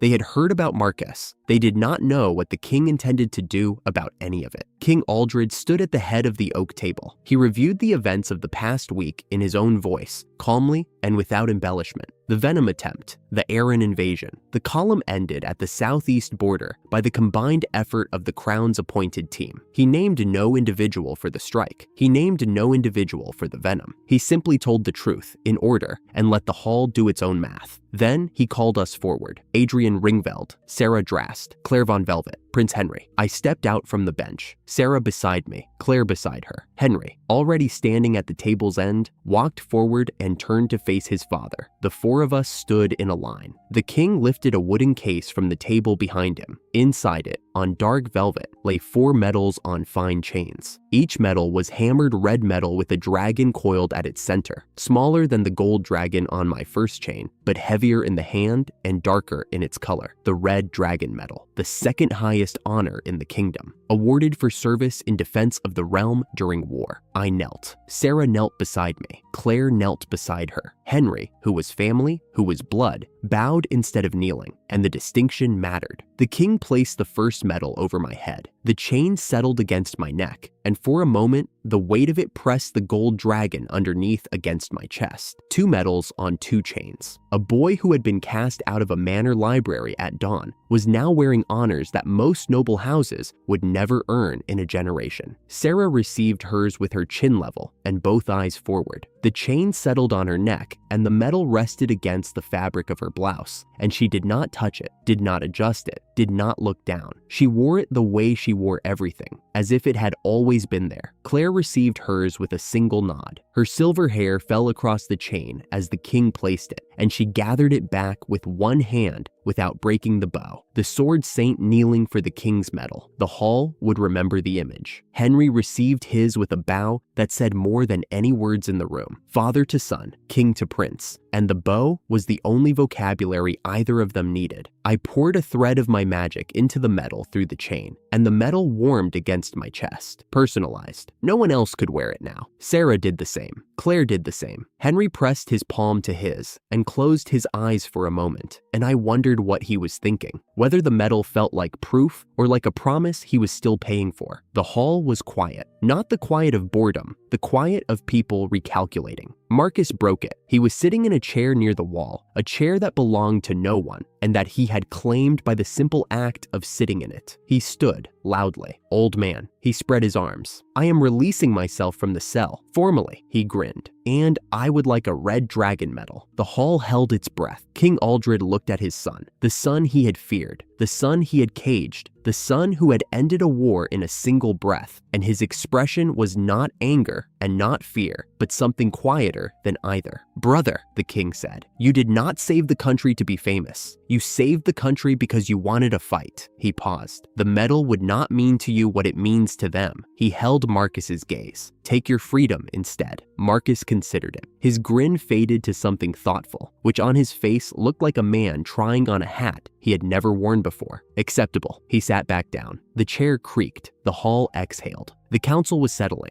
The medals were given. The nobles were filing the new information into whatever calculations they kept behind their polite expressions. King Aldred was about to speak the closing warning when the chamber doors opened again. The man who walked in carried dust on his cloak and a thin smile on his face. His hair was neat despite the road. His boots were scuffed at the toes, and his gold signet ring caught the last of the afternoon light as he swept into a bow that managed to be both respectful and theatrical. Prince Dane, back from his off-continent expedition a full week early. Father, he straightened from the bow. I have completed a small piece of work. The smile widened by a fraction. I successfully traded with the Dwarven North. The shipment is on the way. The hall went silent. Not the recalculating silence of the medal ceremony. A deeper silence, the kind that falls when a room full of people hear something they had believed impossible, said aloud as a fact. Trade with the dwarves had not happened in 2 generations. A dwarven shipment meant weapons of a quality that could not be matched by any human forge. It meant that Dane, conveniently absent for every crisis of the past month, had been building something of his own the entire time. Sarah and Claire exchanged a look. It was quick. A glance, a returned glance, and then both of them facing forward again. But I caught it. They were filing the same thing I was.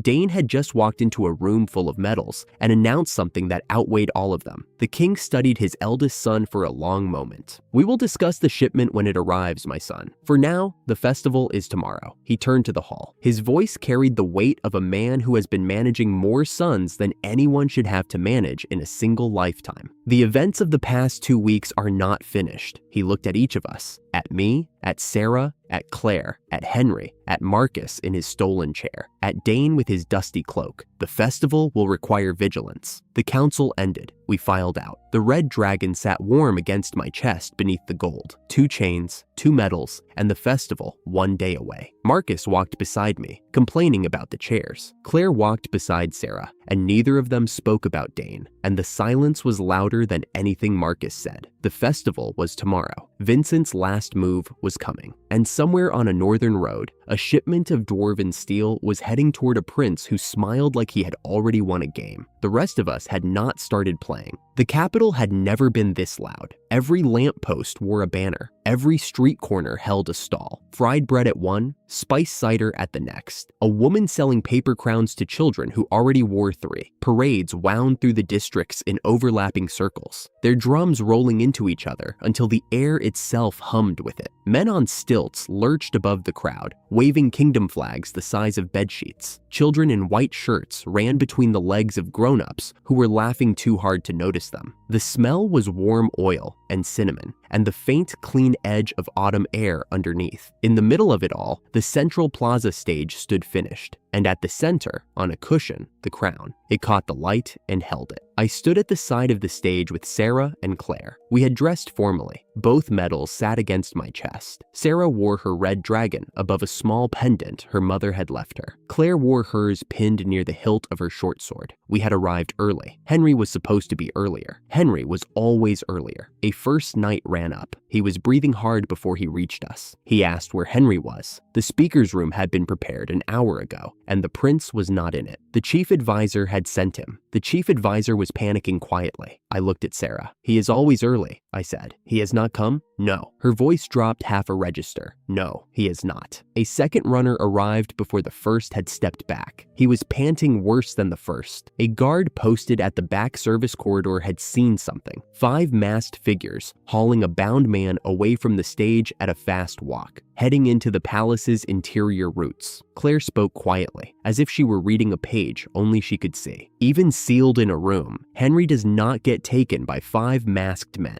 Either this is a message." She paused. "Or even Henry could not hold them." Sarah finished the thought without looking at her. "Or even Henry could not hold them." We stood for a long second. On the plaza, the crowd chanted Henry's name in a rhythm that matched the drums. The crown sat on its cushion. The sun moved. We did not. The service corridor was narrow enough that 2 people had to walk single file. A guard had been posted at its mouth. A young man, maybe 22, who looked like he had not slept since yesterday. He led me through the stone passage, pointing at the floor. 2 scuff marks, heel-shaped, dragged in the direction of travel. 5 figures had been too many for him to confront alone. He had chosen to report. "You did the right thing," I told him. He nodded like he did not believe it, but wanted to. Sarah and Claire came up behind me. Sarah knelt by the scuff marks and ran her finger along the stone. Claire stood at the corridor's far end and looked down the passage as if she could read what had walked through it. "He leaves signs for us." Sarah's voice was low, thinking aloud. "Specifically for our eyes. He will have left something for both of us to read." I opened my mouth to answer. A hand closed on the back of my collar from behind and yanked me off my feet. "Marcus." He did not ask. He said 2 words, "Mover," with me, and then I was folding the road by reflex. We landed in a distant plaza. Marcus climbed a fountain's stone rim and announced his return to the crowd at a volume that made a stall owner 3 rows back cover his ears. The crowd cheered. They did not know who he was, and it did not matter. He was loud and grinning and standing on a fountain, and that was enough. I used the noise to scan the rooftops and alleys. Nothing. No sign. No trail. No Henry. He dragged me to a second plaza. I folded the road again by reflex. He climbed a statue and shouted something about the harvest. I scanned the windows and the alleys and the faces in the crowd. Nothing. A third plaza. A fourth. Each time, the festival spun around us like a wheel I had not asked to ride. Each time, I searched with everything I had: the rooftops, the alleys, the back corridors, the faces, the hands, the doors left open, and the doors left shut. Each time, I found nothing. The festival was a living wall of noise and color, and there was no prince in it. At the fourth stop, Marcus released me. He dropped me to my feet and stood still for the first time since he had grabbed my collar. His scowl was small, almost a question. He told me I had not looked with my own eyes. I stopped. I stared at him. The festival moved around us, and for a second, the noise meant nothing. He called me a useful piece. He told me to find my prince. Then he turned and walked into the crowd without looking back, and the crowd parted for him the way water parts for a stone. I stood there. The understanding landed. I had been scanning with my ordinary sight the entire time, but the signs Henry had left were for a magic eye user, for me. Marcus had dragged me through 4 plazas to give me enough failed searches that the lesson would stick. It stuck. I found Sarah at the side of the stage. She read my face before I spoke. The words came out fast. Marcus had pushed me to it. We needed to use our eyes, not our ordinary sight. Henry had left a sign only we could read. She knew where it was before I finished the sentence. The stone in the small garden, the one Henry and I used to read together as children. We teleported. The garden was quiet, a walled square of grass behind the palace's east wing. The festival was a distant hum behind stone. 2 low trees made a canopy over a grass clearing, and in the corner of the clearing stood a stone monument no taller than my chest. It looked like a marker someone had placed decades ago and never moved. The kind of object you walk past every day and stop seeing. I activated my eye. A faint line of light appeared on the stone's surface. Half a sentence, etched in a frequency that only space interference could read. The letters were thin and precise. Henry's hand, careful even when he was leaving breadcrumbs. "Open yours," I said. Sarah activated her petrification eye. The amber gold glow replaced her right eye's green for a moment, and the other half of the sentence appeared beside mine, etched in a frequency only her eye could see. 2 halves of a single message, neither readable by anyone in the kingdom except the 2 of us standing together. Together, the message read, right before the start of the festival speech, "Palace training ground." "That is now," Sarah said. I nodded. We teleported. Claire was already moving. Marcus had shouted at her across the crowd through a relay stone,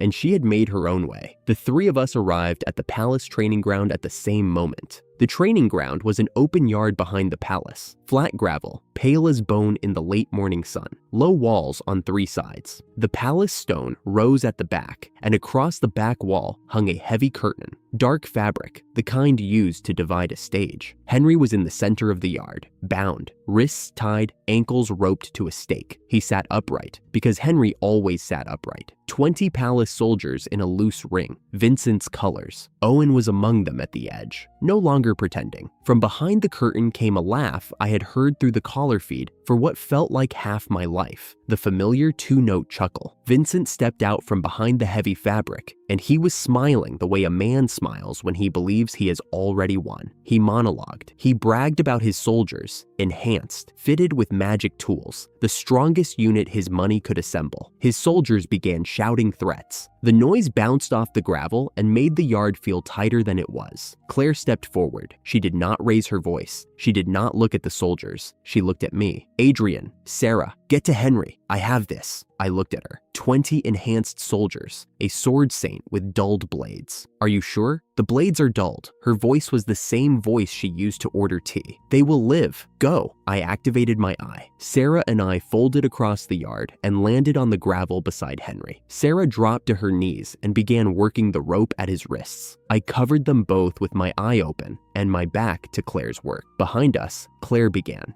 20 soldiers, 1 arc each. I did not watch the work. I heard it. The quick breath of steel through air, the thud of a body hitting gravel, the sound of a man deciding not to stand back up. By the time Sarah had the last knot loose, every man in the yard was down, conscious, in pain. The dulled edges had not taken a single life. Dust hung in the air, where 20 bodies had fallen in what could not have been more than 2 minutes. Claire dusted off her hands. She looked at the gravel, the way a woman looks at a floor she has just swept. Done. Henry stood behind us. I stepped in front of Sarah. The silence that followed was absolute. The kind that happens when 20 men who were shouting a moment ago have been given a thorough and complete reason to stop. From behind his curtain, Vincent called out. The voice that came through the dark fabric was thin. It asked me to wait. It called me brother. It sounded like a man who had just realized the room he had built for us was the room that had been built for him. I did not move. Vincent stepped out from behind the curtain. He looked at his soldiers on the gravel. He called them garbage, worthless. He said they had never been his. The words came out fast and ragged, the voice of a man throwing furniture because the house was on fire. Sarah stepped forward. Her voice was level and clear, and it carried across the yard like a bell. Admit it, you wanted Henry gone. You wanted us gone. You wanted Adrian turned into one of those husks. Say it. Vincent laughed. It came out too high. There was no joy in it, only the sound of something cracking from the inside. He began raging. He named my parents. He wished them into the cells where he said my kind belonged, even the dead ones, even the ones he called trash. I let the words pass through me the way wind passes through an open door. Then I stepped in front of Sarah. Vincent drew his own sword, full length. The blade was real, and the edge was sharp, and he swung it at her with both hands. I activated my eye. A compressed space barrier bloomed in the air between the blade and Sarah's neck, invisible, dense as stone. The sword struck it mid-arc and stopped dead. Vincent's arm jolted back so hard his shoulder twisted. The sword dropped from his fingers and rang against the gravel, spinning once before it settled. If you had studied my eye, brother, I said, level, looking at him over the still barrier, you would have known that was coming. Claire was beside me. She held out her dulled short sword, hilt first, without a word. I took it.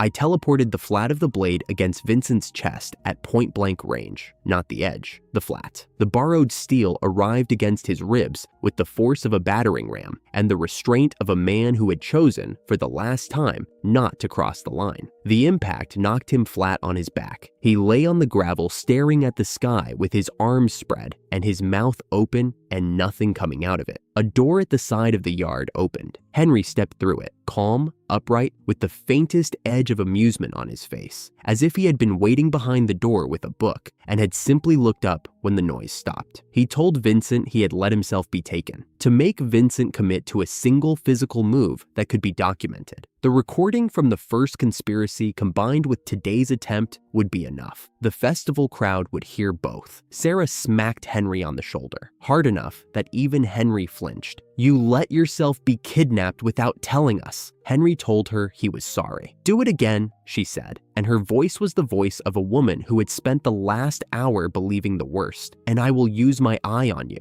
Noted. I tied Vincent with rope. The knots were clean. Claire took the bound man by the arm and walked him toward the stage with the same steady pace she used for everything, as if walking a disgraced prince through a palace courtyard was simply the next task on a list she had already finished half of. The rest of us followed. The sun was high. The festival drums were still going. Somewhere on the other side of the palace walls, the crowd was chanting a name, and the name was Henry's. The crowd had been waiting for over an hour. They had started with cheering. They had moved through impatience into grumbling and were now somewhere in the early stages of complaint. Marcus was on the stage, loudly threatening to silence the entire plaza by sheer presence. The chief advisor was whispering into his ear with the desperate energy of a man trying to put a lid on a pot that was already boiling over. Marcus stepped aside with a grudge that could be heard from the back of the crowd. Henry and the team came on from the wing. Vincent was bound at Henry's side, his hands behind his back, his mouth gagged with a rope knot. The crowd went from complaint to confused silence in the space of a single breath. Henry stepped to the front of the stage. He addressed the crowd plainly. No performance, no volume. He apologized for being late. He named Vincent as the man who had delayed him, by his own choice. He told them the second prince had arranged the kidnapping of the future king on the morning of the crowning. The crowd murmured. It split, half believing, half wary. Many faces in the noble sections wore the same expression. A magic eye prince was still a magic eye prince. Don strolled up from the side of the stage and bowed to King Aldred in the front row. He said it loud enough for the near half of the crowd to hear. Henry had let himself be captured on purpose, of course. The words were half praise and half mockery, delivered in the flat tone of a man who wanted credit for noticing without the cost of committing. Some of the crowd laughed, nervous, unsure. Henry pulled the knot at Vincent's mouth. He told him to speak, to tell them himself. Vincent spoke. His voice was thin and too high, and it cracked on the second sentence. He claimed he had been trying to expose the Magic Eye Prince's wrongdoing. He said Henry had captured him with a cowardly trick. He said none of it was what it looked like. The crowd listened the way a crowd listens to a man they have already decided not to believe, but have not yet decided what to believe instead. A long silence followed. The crowd was unconvinced of Vincent. They were also unconvinced of Henry. Many still distrusted a Magic Eye Prince on principle. The silence was the kind that waits for one more thing. Henry lifted a small recording stone from his sleeve. He held it in his open palm where the crowd could see it. He told the crowd, clearly and simply, that he would play them the evidence. The plaza went still. The drums stopped. Even Marcus was quiet. King Aldred sat in the front row with his hands folded, watching his son with the expression of a man who had already decided something and was waiting for the kingdom to catch up. I stood at the side of the stage with Sarah and Claire. Both medals sat against my chest, the gold dragon and the red dragon, side by side, warm from the sun. Sarah's hand was at her side, close to mine. Our knuckles almost touched. Claire stood with her hand on her hilt, watching the noble blocks of the crowd with the steady attention of a woman who knew exactly which faces to watch. The crown sat on its cushion. The recording stone sat in Henry's palm. The crowd held its breath. The curtain had fallen on Vincent's arc. What came next belonged to the kingdom. Henry lifted the recording stone and held it above his head. The crowd had not settled, half of them trying to decide whether to believe the prince, the other half watching Vincent on his knees with the rope gag pulled down around his chin. The midday sun sat directly above the stage and every face was lit without shadow. I could see individual expressions, a merchant squinting at the stone, a noblewoman gripping her husband's sleeve, a boy on his father's shoulders craning forward. Henry did not say a word. He pressed his thumb into the groove on the stone's face, and a sound came out of it that was not his. It was Vincent's voice. The first sentence was clear as a bell. Vincent, in a room somewhere weeks ago, telling a man whose name the crowd did not need to hear that the venom had been delivered, that the dosage was exact, that the target would not survive the festival if everything went to plan. The crowd went still, not the hush of respect, the hush of a room full of people realizing they were about to hear something they could not unhear.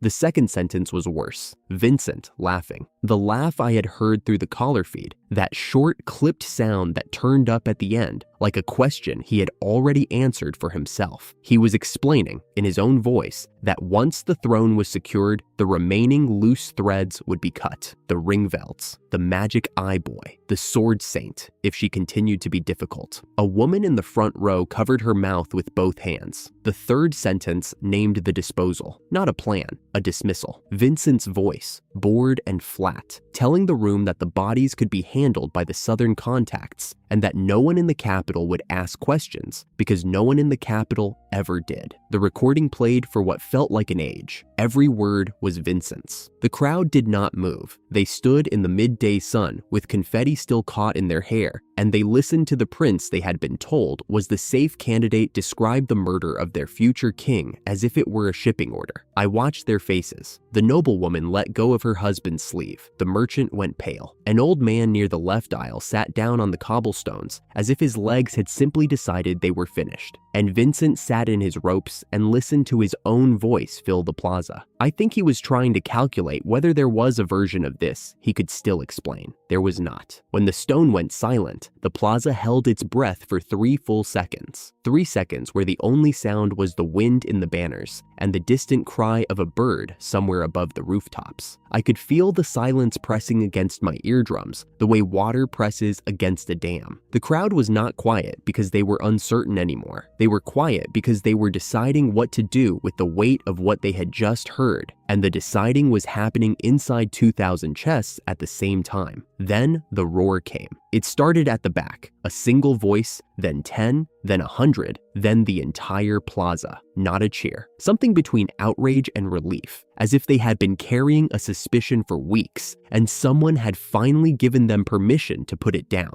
The banners overhead shook with the noise. I felt it in my ribs. I felt it in the chains on my chest. I felt it in the gravel under my boots, vibrating faintly, as if the stage itself had joined in. Vincent screamed something. His mouth moved and the words came out in a stream I could not follow. Not the smooth court voice, not the patient tone, not the laugh. A croak, a broken thing. He screamed at the crowd that they were sheep, that they had always been sheep, that they would follow any voice that fed them what they wanted to hear. The last sound he made before the guards hauled him to his feet was the laugh again, but it came out wrong, flat, airless, a reflex with nothing behind it. The guards walked him off the stage. His boots dragged. The crowd roared louder as he passed. Someone in the middle rows threw a festival ribbon at his back, and it caught on the rope at his wrists and trailed behind him like a tail. Then the stage was empty. Henry stood at the front with the stone in his hand, and the crowd pressing at the edges. Claire at my left, Sarah at my right, Marcus at the back, heel still kicking the stage boards. And at the foot of the dais, King Aldred, rising from his seat in the front row with both hands on the arms of his chair, watching the empty space where his second son had been standing. The air smelled like festival honey and warm stone.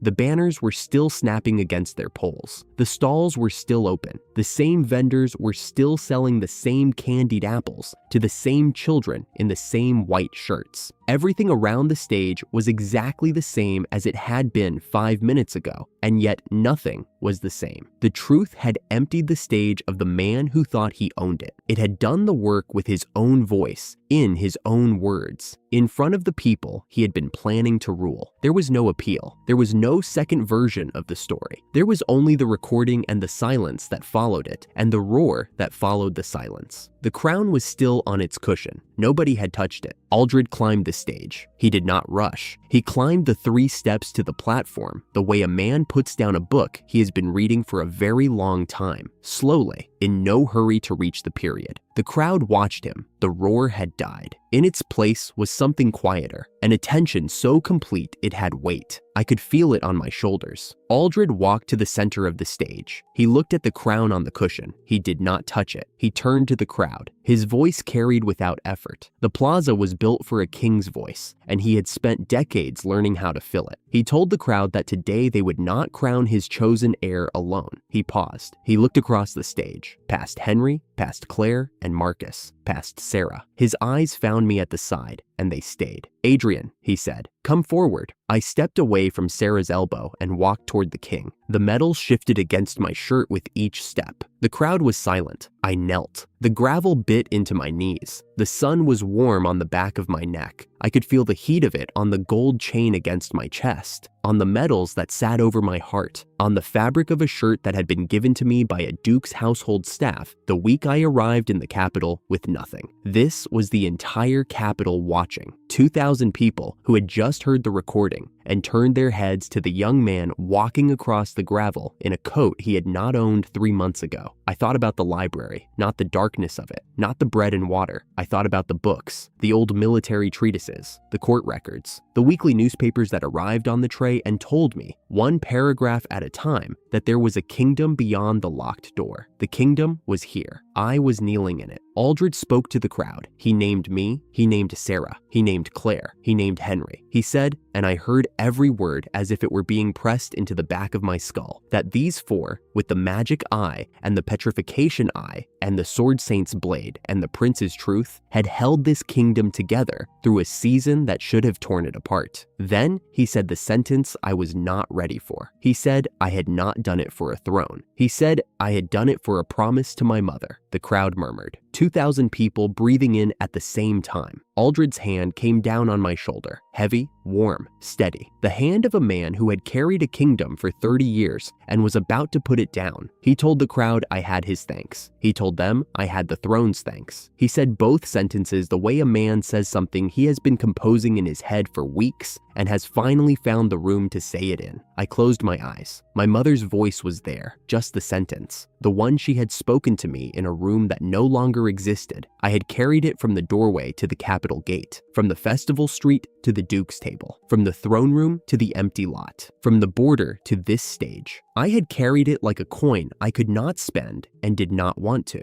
And now a king had spoken it, not in those words, but in their exact shape, in front of the kingdom. The wound that had been private for 12 years was public now. The answer that had been mine alone was the kingdom's answer. I opened my eyes. The light was the same. The plaza was the same. The gravel was the same. But I was not the boy who had walked out of that doorway. Aldred was looking at me with the expression of a man who had read the last page and found it satisfactory. He squeezed my shoulder once, the kind of pressure that does not need language, and then he let go. I rose. My knees ached from the gravel. The metals clinked. The crowd did not move. They were waiting. Walter was at the edge of the stage in his butler's tailcoat, white gloves folded at his sides, and I saw, for 1 second, that his chin was set and his eyes were bright, and he was not smiling, but he was close. The butler who had poured my first cup of tea in the Duke's house was standing in the sun, watching the boy he had served soup to kneel in front of the king. I caught his eye. He gave me a nod so small it was almost nothing. It was enough. Aldred turned to Henry. Aldred lifted the crown with both hands, a gold circlet set with blue sapphires that caught the midday light and threw it back in points. Henry knelt. The circlet he had worn since the naming ceremony, the thin gold band of the heir, was already on his brow. Aldred reached down and lifted it off. The heir's circlet went onto the cushion. The crown went onto his son's head. Aldred spoke. From this hour, he said, he was no longer their king. His son was. He bowed, once to Henry, once to the crowd. The plaza erupted, not the outraged roar from the recording. A different sound, pure and high and relieved. Cheers, laughter. Somewhere in the crowd, someone was crying. Confetti came from the upper windows. Gold paper, white paper, green paper, and it fell across the stage like snow in summer. A child on someone's shoulders threw a handful of petals that caught the wind and scattered across the front row. The banners cracked in a gust that came from nowhere and went nowhere. I watched a woman in the third row press both hands to her mouth and close her eyes and stand there in the noise with something on her face that I recognized. The same expression I had worn on the night Sarah told me my eye was not a curse. The expression of a person who has been told for the first time that the thing they feared is the thing the world has decided to celebrate. The kingdom had its new king. Henry stood. Henry stood. He stepped to the front of the stage. The crown sat on his head as if it had always been there. Not heavy, not strange, not borrowed. His. The sapphires caught the light, and the light came off them blue and steady. He looked at the crowd. He took one breath. I watched his chest expand and hold and release. And in that breath, I saw the boy I had met in the reception room, the careful man who checked his tea twice, who carried the weight of every attempt on his life in the line of his jaw, who had given away his rarest tool to save a stranger from a dormant law. That boy was still there, but the man wearing the crown was something else, something the kingdom had been waiting for without knowing it. Then he said, in a voice that was calm and certain and entirely his own, that he would be their king. He said he would bring his circle with him. He said the circle included magic eye users and a sword saint, and a butler who had once been an adventurer, and a duke's daughter who carried a power in her right eye that this kingdom had feared for too long. Then he turned. He looked at me. He said, to the gathered crowd, to the nobles in the reserved section, to the merchants in the middle rows, to the soldiers at the perimeter, to every person in the capital who would hear this sentence repeated in taverns and kitchens for the next 50 years, that Adrian Ringveld stood beside this throne as long as he sat on it. The sentence landed on the plaza like a second coronation. I felt it hit the crowd before I heard them react. A ripple of silence, followed by a roar that started in the back rows and crashed forward like a wave breaking on stone. The Ringveld name, the name my father had carried like a shield, and my stepmother had wielded like a blade, and my half-brother had packed into a satchel and taken away in the night, was now attached to the throne, not to the family's house, not to the doorway at dawn, to the crown. I bowed. The gold and red medals swung on their chains, and I felt them both against my chest, and I felt the weight of every day that had passed between the morning I had walked out of a gate with nothing and this moment when a king I had earned the right to call by name, had anchored my name to his. The boy in the library had read about this room in a book with cracked binding. The man standing in it had earned the right to hear his name spoken from the front of the stage. Marcus let out a sound from the back of the stage that was half laugh, half bark. I did not turn around, but I heard his boots stomp the boards once, his version of applause. I stepped back. I walked across the gravel to the side of the stage where Sarah was standing. She was not in the clothes I had last seen her in. The Duke, her father, had a dress made for her without telling her. A long, pale gown with a half cape across one shoulder, silver thread at the collar, the dressed crest stitched small and clean near her heart. It was the kind of thing a father does when he cannot say the words himself. Both her eyes were uncovered. The left one,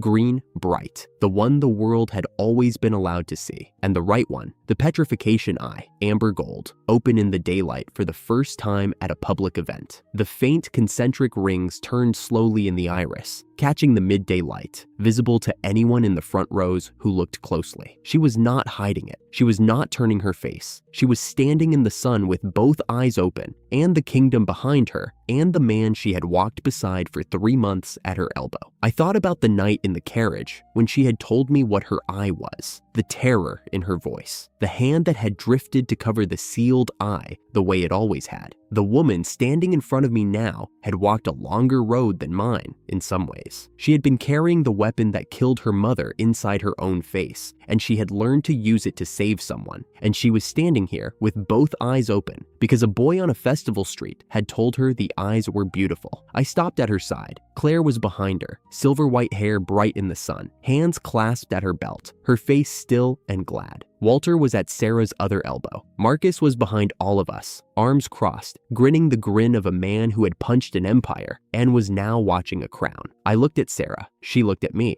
I said it once, in my mother's exact words. "Your eyes are beautiful." Sarah did not answer aloud. Her mouth opened and closed and nothing came out, and I did not need it to. Her hand found mine. Her fingers laced through mine and tightened once. The kingdom was on its feet around us. The confetti was still falling. The crown was on Henry's head. The sun was high and the banners were loud, and somewhere in the crowd a child was laughing because the gold paper had landed in his hair. We stood there, both eyes open. The sentence had settled into something permanent. Not a promise, not a wound, not a vow, just the truth, spoken once more in the only place it needed to land. The kingdom roared around us, and I let it. I did not need to say anything else. Everything that mattered was here. The people beside me, the crown on the stage, the confetti falling like snow in summer, the woman whose hand was in mine. I could feel her pulse through her fingers. It was steady. Mine was not. That was all right. She had always been the steadier one. Somewhere in the east wing of the palace, in a room far from the stage and the roar and the confetti, a man stood at a window. The window overlooked the festival plaza. From this height, the crowd was a single mass, the stage a bright rectangle, the crown a point of light on the head of the young man standing at its edge. The cheers came through the glass as a distant hum. Prince Dane watched. His gold signet ring caught the light from the window as he turned his hand. He had been standing here since the recording played, since his brother's voice had come out of the stone and the crowd had turned. He had not gone to the stage. He had not been summoned. He had watched from the window the way a man watches a board after the last piece has been taken, and the next game is already forming in his head. His coat was still immaculate. He laughed. It was soft, private, the kind of sound that does not expect an audience. "It is time," he said. The room was empty behind him. Nobody heard it. He turned from the window. His shadow fell long across the floor, the only movement in a room that had been still since morning. Inside the private room, the next season had already begun. A week after the crown settled on Henry's head, he called us into his private chamber. The room was smaller than the old throne hall, a round oak table with 4 chairs, a window that looked out over the Capitol's rooftops. Henry had stripped it down to what it needed to be. He told us about Vincent, the deep mines, politically necessary. Aldred had refused the public ending, and the mines bought the moderates. Sarah pushed back. Henry did not flinch. The mines were harder than ending by reputation. That was all Vincent was worth now. I thought of Vivian, still unaccounted for, and Milt, last seen at Dane's side, filed, open, unresolved. Henry laid out the next step. Most of the palace staff had resigned when the crown changed hands. He had appraised the rest. Only those with clean intent stayed. The kingdom needed something more durable than a purge. He wanted to gather every magic eye user in the country into a single royal unit, under the throne's direct protection. No more hiding, no more fear. Claire accepted before Henry finished the sentence. Sarah smiled once and said she was in. Claire mentioned she had already begun building her own night order from old contacts. Henry looked at me across the table. I nodded. He said it plainly. We were no longer a small circle. We were a kingdom now. Let us make it the one we said we would. I took the head of the Magic Eye unit. The kingdom's new direction had its first project. I walked out of the chamber into the corridor, and the morning light was on the stones. And for the first time in a long time, the next task was not a fight. It was a search. Sarah and I arrived outside Mardanler 2 days later. I folded the distance in a single step. The smoke was on the horizon, a fat orange column rising from the outer gardens. We ran the last stretch on foot. Houses blackened at the roof lines, garden fences charred flat, and above it all, circling in a slow, wide arc, the dragon, brown-scaled, enormous. Every third pass, it breathed a line of fire across the fields below. Sarah stopped beside me. Both her eyes were already open, the green one steady, the amber one glowing. She wanted to petrify the whole thing, all of it. One held look, and the dragon would drop out of the sky as a solid stone. Wings only, I said. She turned to me. I could feel the argument forming. You will not lose yourself for a single fight. I held her gaze. Wings only. I will handle the rest. She held for a moment. Then she nodded. The dragon banked and came low. Sarah fixed her gaze on the wings, and the amber eye flared. The membrane locked white. Stones spread across both wings in a held breath. The dragon tilted and dropped. Before it hit the ground, I opened a gate beneath it. The gate spat it high into the sky over a mountain range. Uninhabited, nothing but rock and snow. The dragon fell, lived, barely. I opened a second gate and folded it high again. A long sigh of light across the distant peaks. The dragon did not return. Sarah was shaking. Both eyes open for that long had cost her. I reached into the space in my left eye and pulled the elixir, a small glass vial, pale gold, stoppered with wax. Her breath caught. She knew what it was. The kind of thing an S-rank adventurer carried one of in a lifetime. Drink it, I said. She drank. The color came back to her face in a slow wave, starting at her throat and moving upward. The shaking stopped. She breathed out once, long and steady, and handed the empty vial back to me without a word. The villagers came out one by one. At the far end of the village square, the elder walked toward us with his hand on the shoulder of a young man who looked like he was trying very hard not to be noticed. The grandfather stopped a few paces from us and bowed. He thanked us for the village. Then he looked down at the young man beside him, Ben, 19, apprentice healer at his grandfather's house. He had a healing magic eye he had hidden his entire life. I asked him, gently, what the eye did. He looked at his shoes for a moment. Then he said it could heal. Cuts, bruises, bone, slowly. He had only ever used it once, on his grandfather, when the old man fell and broke his wrist. Sarah, half smiling, told him the new king was building a unit for magic eye users. If his eye healed, then he should come with us. There was a place for him. Ben was quiet for a long time. Then he said, slowly, as if testing whether the words would hold, that he had nowhere else to go that wanted him. So yes. The grandfather bowed again. He told us to take him. The boy needed somewhere to be. I folded the road. Ben stepped through beside us, his grandfather's hand lifting from his shoulder at the last moment. The team had its first recruit. Days later, Ben healed my ankle in one of the palace's lower rooms. The sprain from the dragon fight had held on. The fold beneath the dragon had pulled something in my left leg on the recoil. He knelt beside my chair and placed his hand flat on the ankle. His eye, the right one, opened a pale, warm gold, and I felt the heat spread through the joint like water filling a crack in dry stone. 30 minutes. When it was done, the pain was gone, and Ben sat back on his heels with a quiet satisfaction on his face. Thank you for the place, he said, quiet, as if he had been waiting for the right moment to say it. Henry appraised Ben himself that afternoon. The truth appraisal eye lingered for a moment. Then Henry nodded. Clean intent, kind heart, real ability, welcome. Claire arrived the same day with 5 new knight candidates. Among them was Camilla, young, steady, with a way of standing that said she had been trained by someone serious. Henry appraised each one and accepted them all. I mentioned, on my way past the table, that if he was making them swords, he should use the dragon bones and claws I had in the box. The room went quiet. Henry looked at me levelly and told me those were national treasure materials. Use them, I said. The new knights were armed over the next week by the best blacksmith in the capital. The weapons that came out of the forge were unlike anything the throne had fielded in 2 generations. Then Camilla came to me privately. Her lover, a magic eye user from her hometown, had been taken by Count Donovan. The Count had changed sharply since the coronation. He was imprisoning every magic eye user he could identify. The town used to be peaceful, she said. Something was wrong with him. Henry prepared the official permits. Investigation under the throne's authority. On my way out, I stopped at the palace basement and took a cancellation stone from the locked cabinet. Small, smooth,